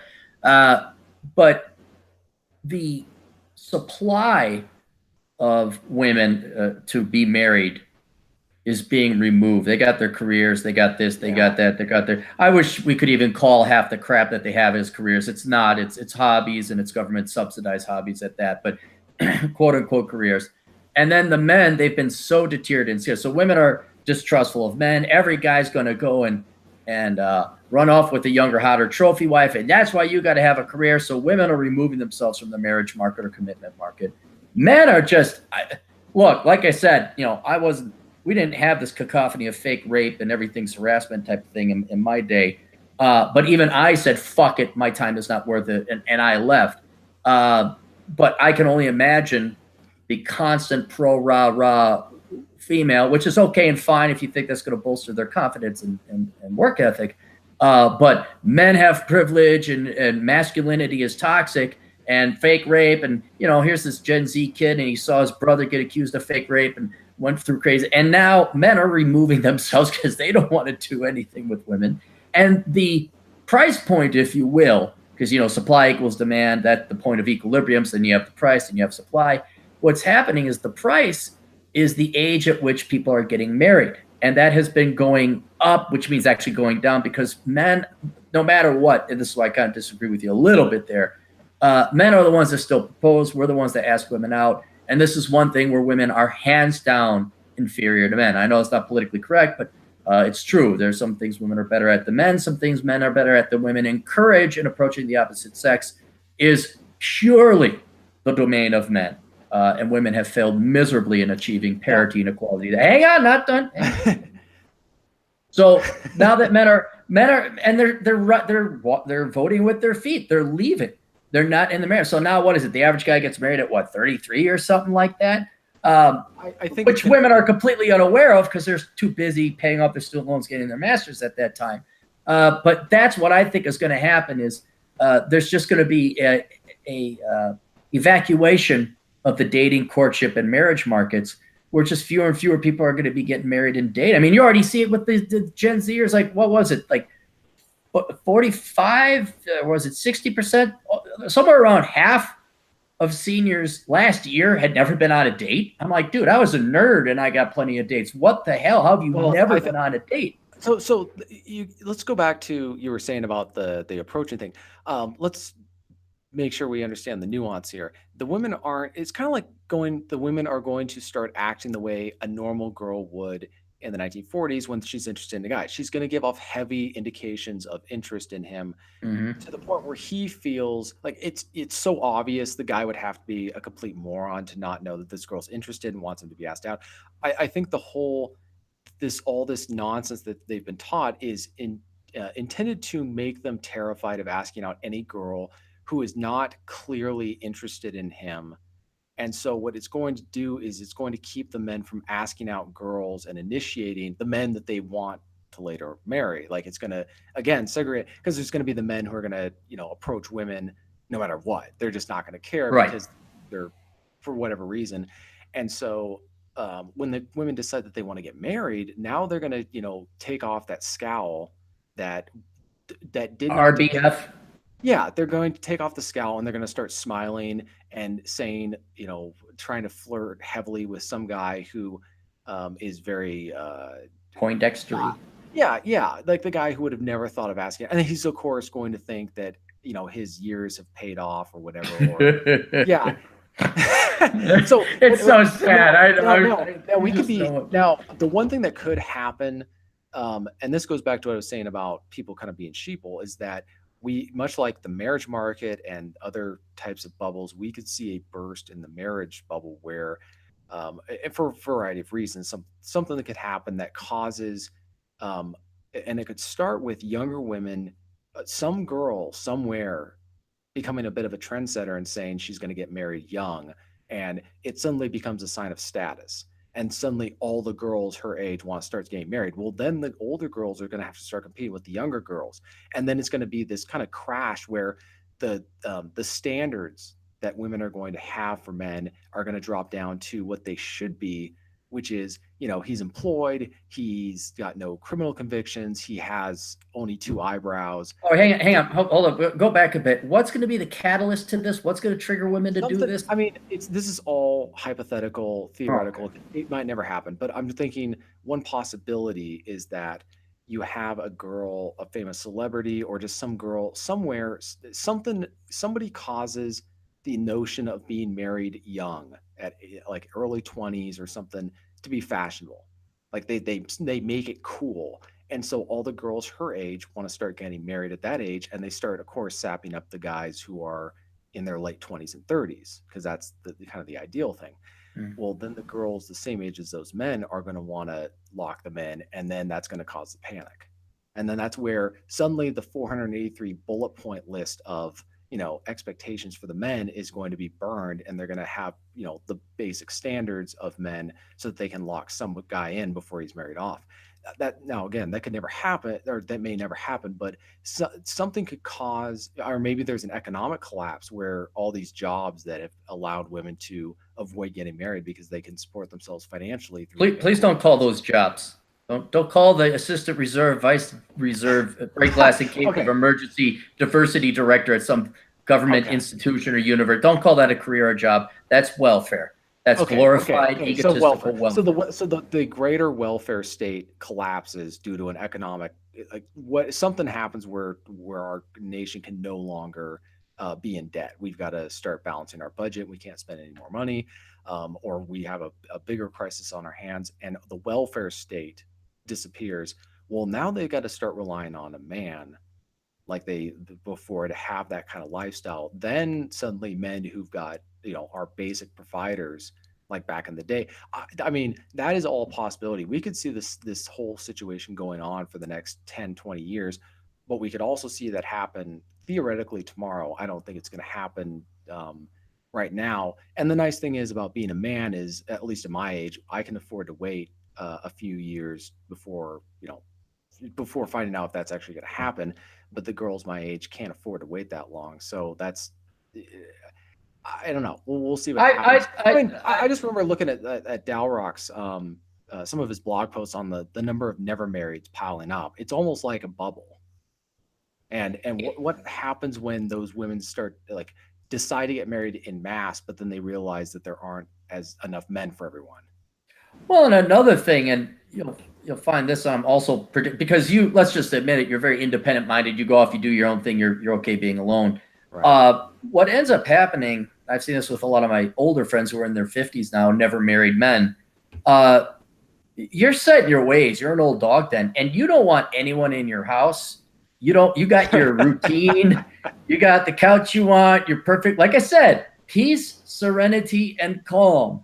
And they don't want their nicely. Oh, I got one buddy in particular, very interesting. He's like, nah, he's millionaire, drives a Kia Rio. You wouldn't know it. And he's like, yeah, sometimes I'll get up and I'll teach myself Vietnamese over the internet, watch some Vietnamese. He's a pasty white guy. And then I'll fly to France, and then maybe I'll go get some coffee, and then I'll drink some whiskey at 4 a.m. And there's no way you can introduce at, what is he, 52, 53 now? There's no way you can Right. introduce Well, a woman. I think at that point, yeah, you're kind of in that realm where you don't. I mean, I don't think I'm. If I get to the point where I'm 51 or whatever, and I'm not married and I don't have kids, I'm not probably going to have kids. I think that Right. that's. I couldn't deal with that, but I think for a lot of men my age, under the right circumstances. Now, again, we're dealing only in the hypothetical and theoretical.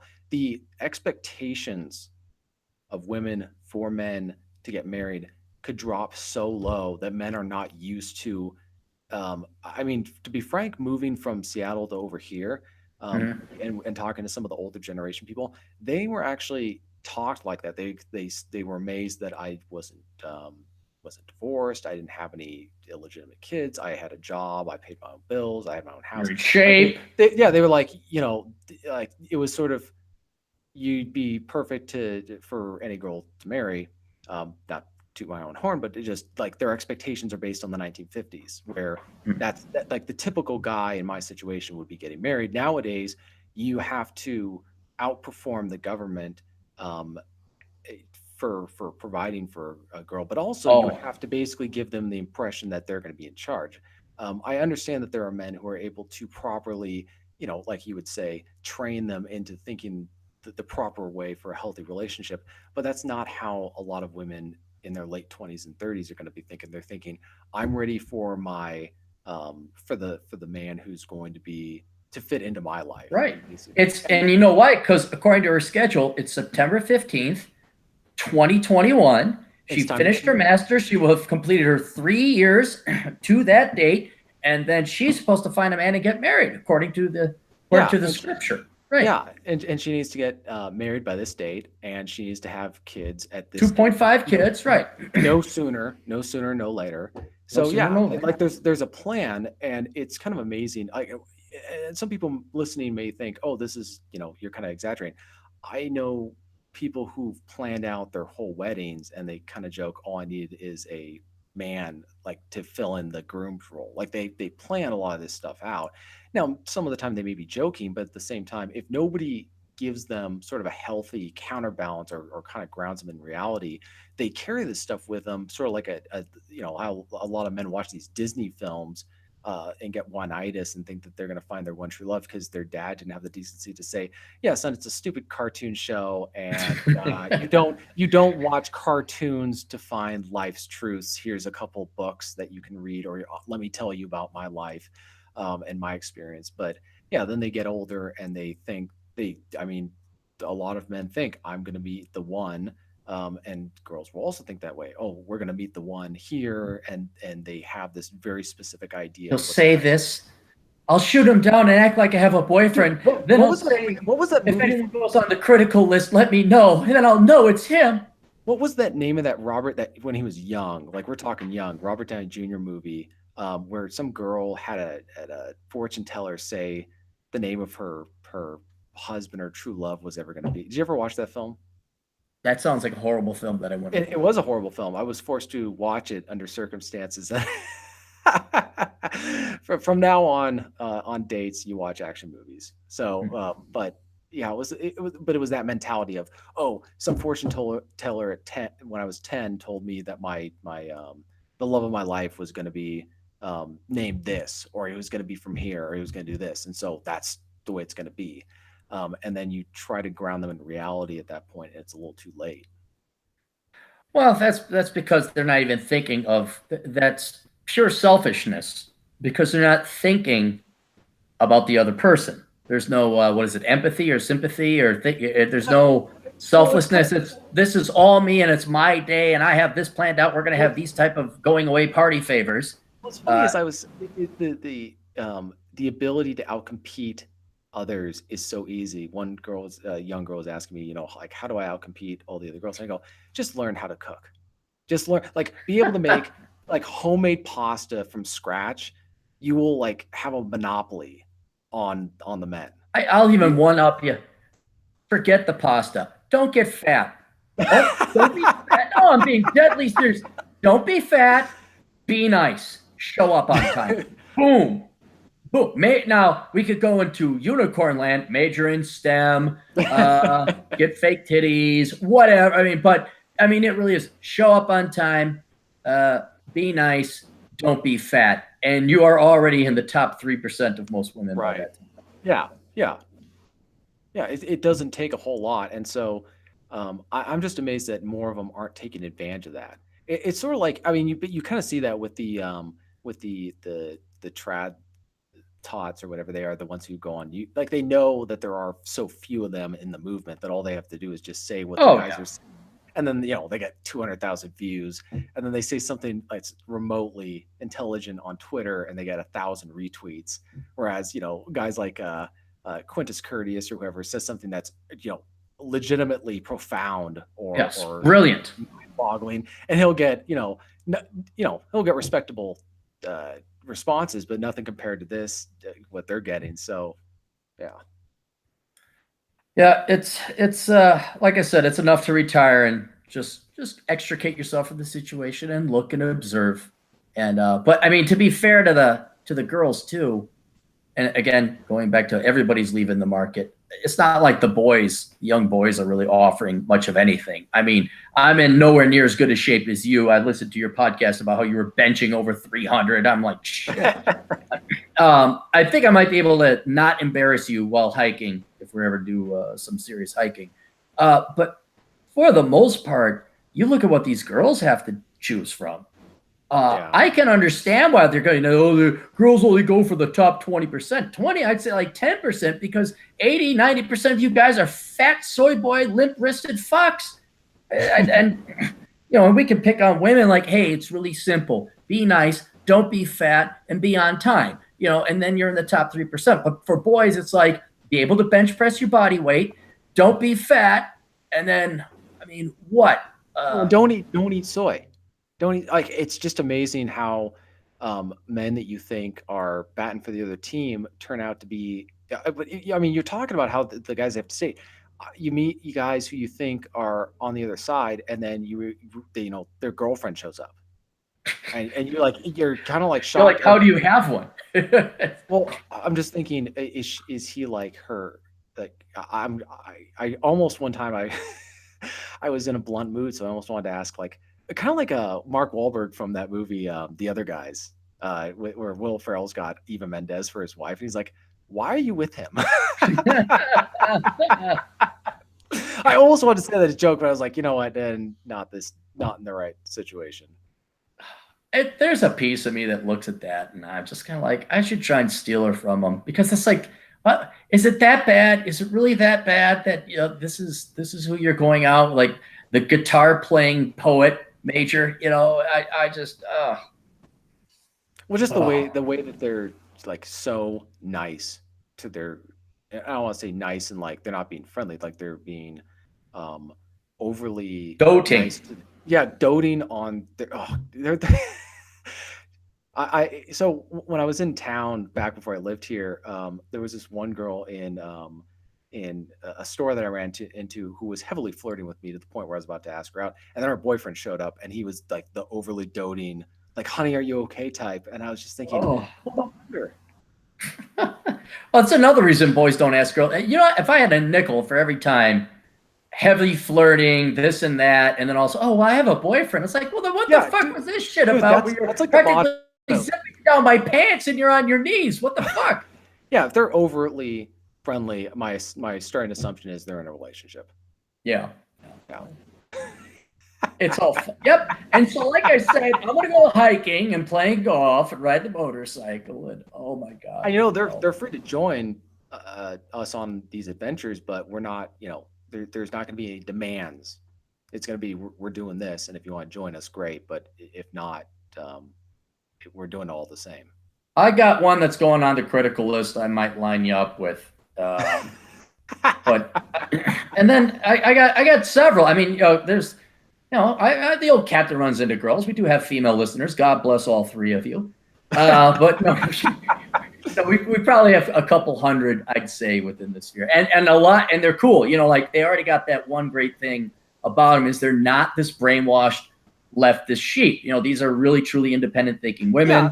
They're more prone to be traditional. And when I find and hey, any of you ladies out there, you're looking for a guy. We got TJ Martinell. We have the mighty Chad Elkins. I got other people, obviously, who are not sponsors or fellow podcasters. But yeah, the thing that pisses me off, and don't you ever do this to me, TJ. I swear to God, if you do this, I will make sure the liberals come up and get through on Highway 2 and invade your little town there.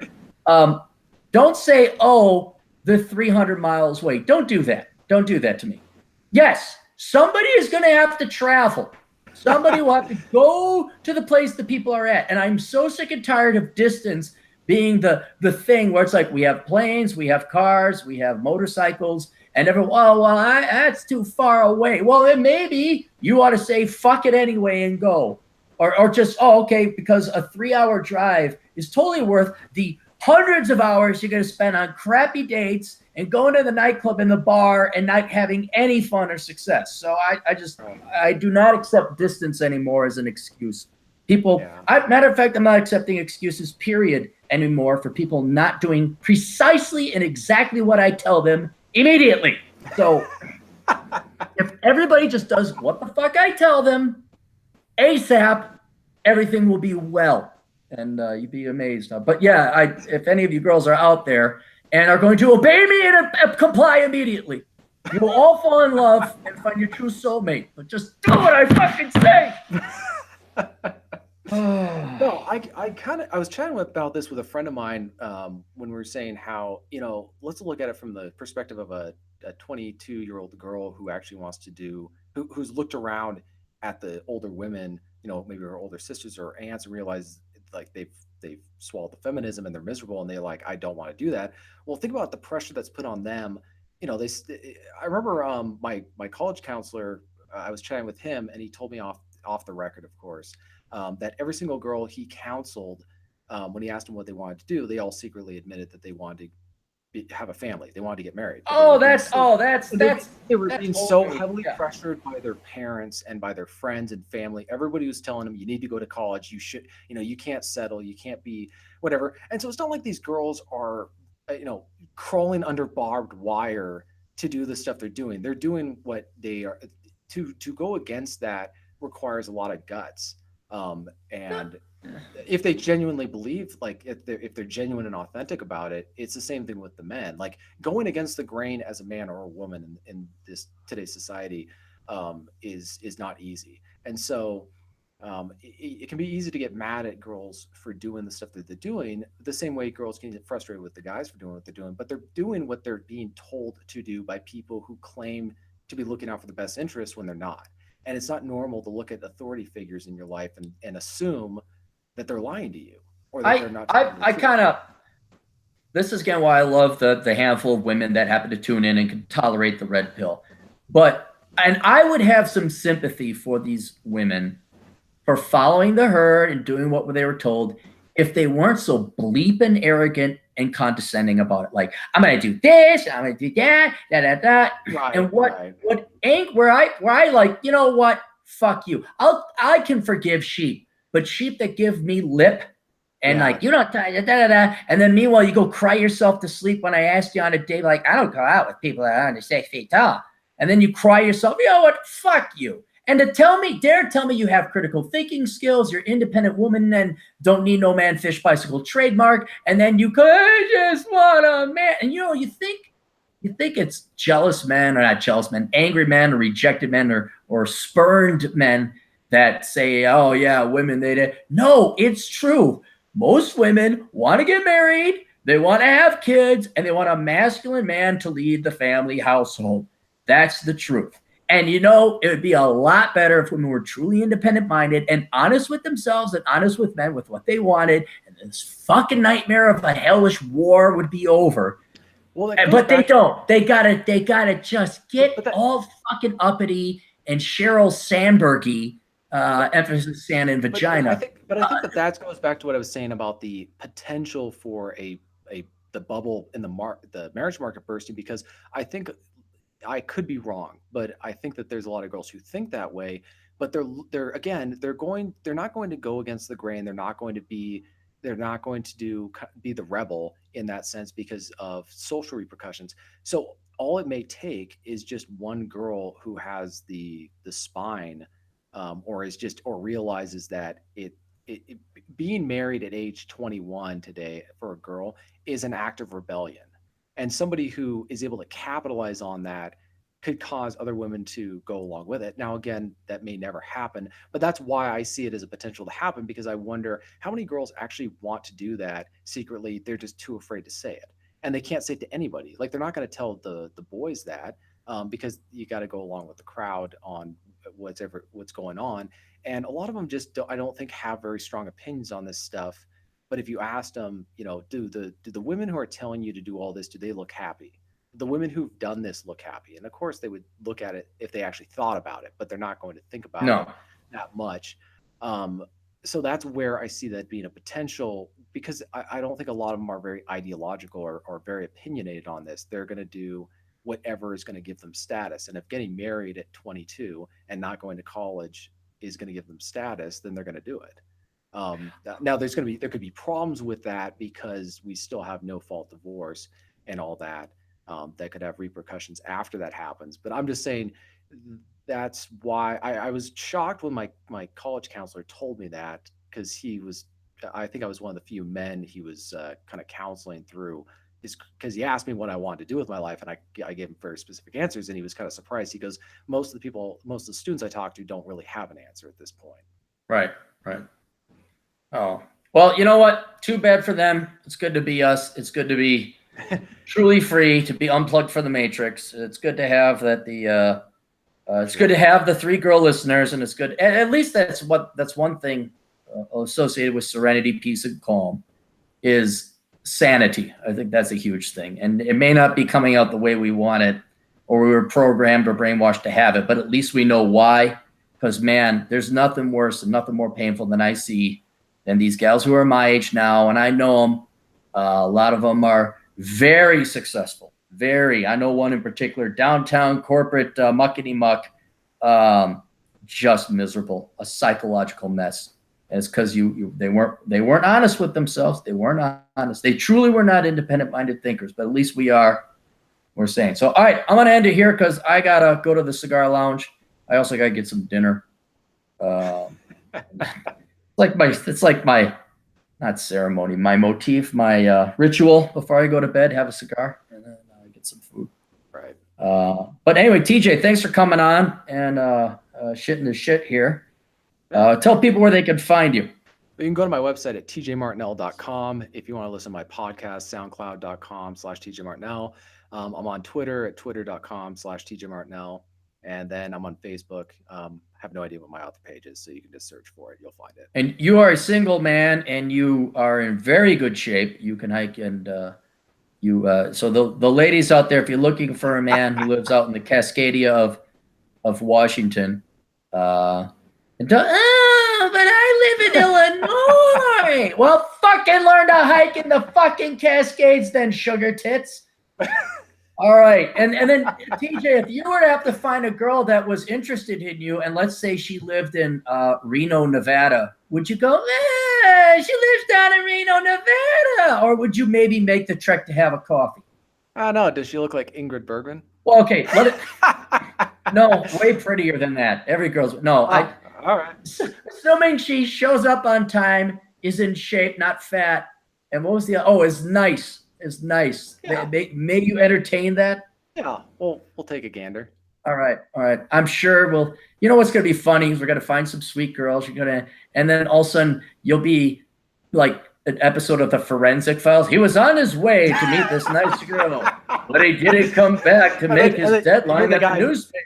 I know the guy who's interviewed who says, "I have no idea what happened.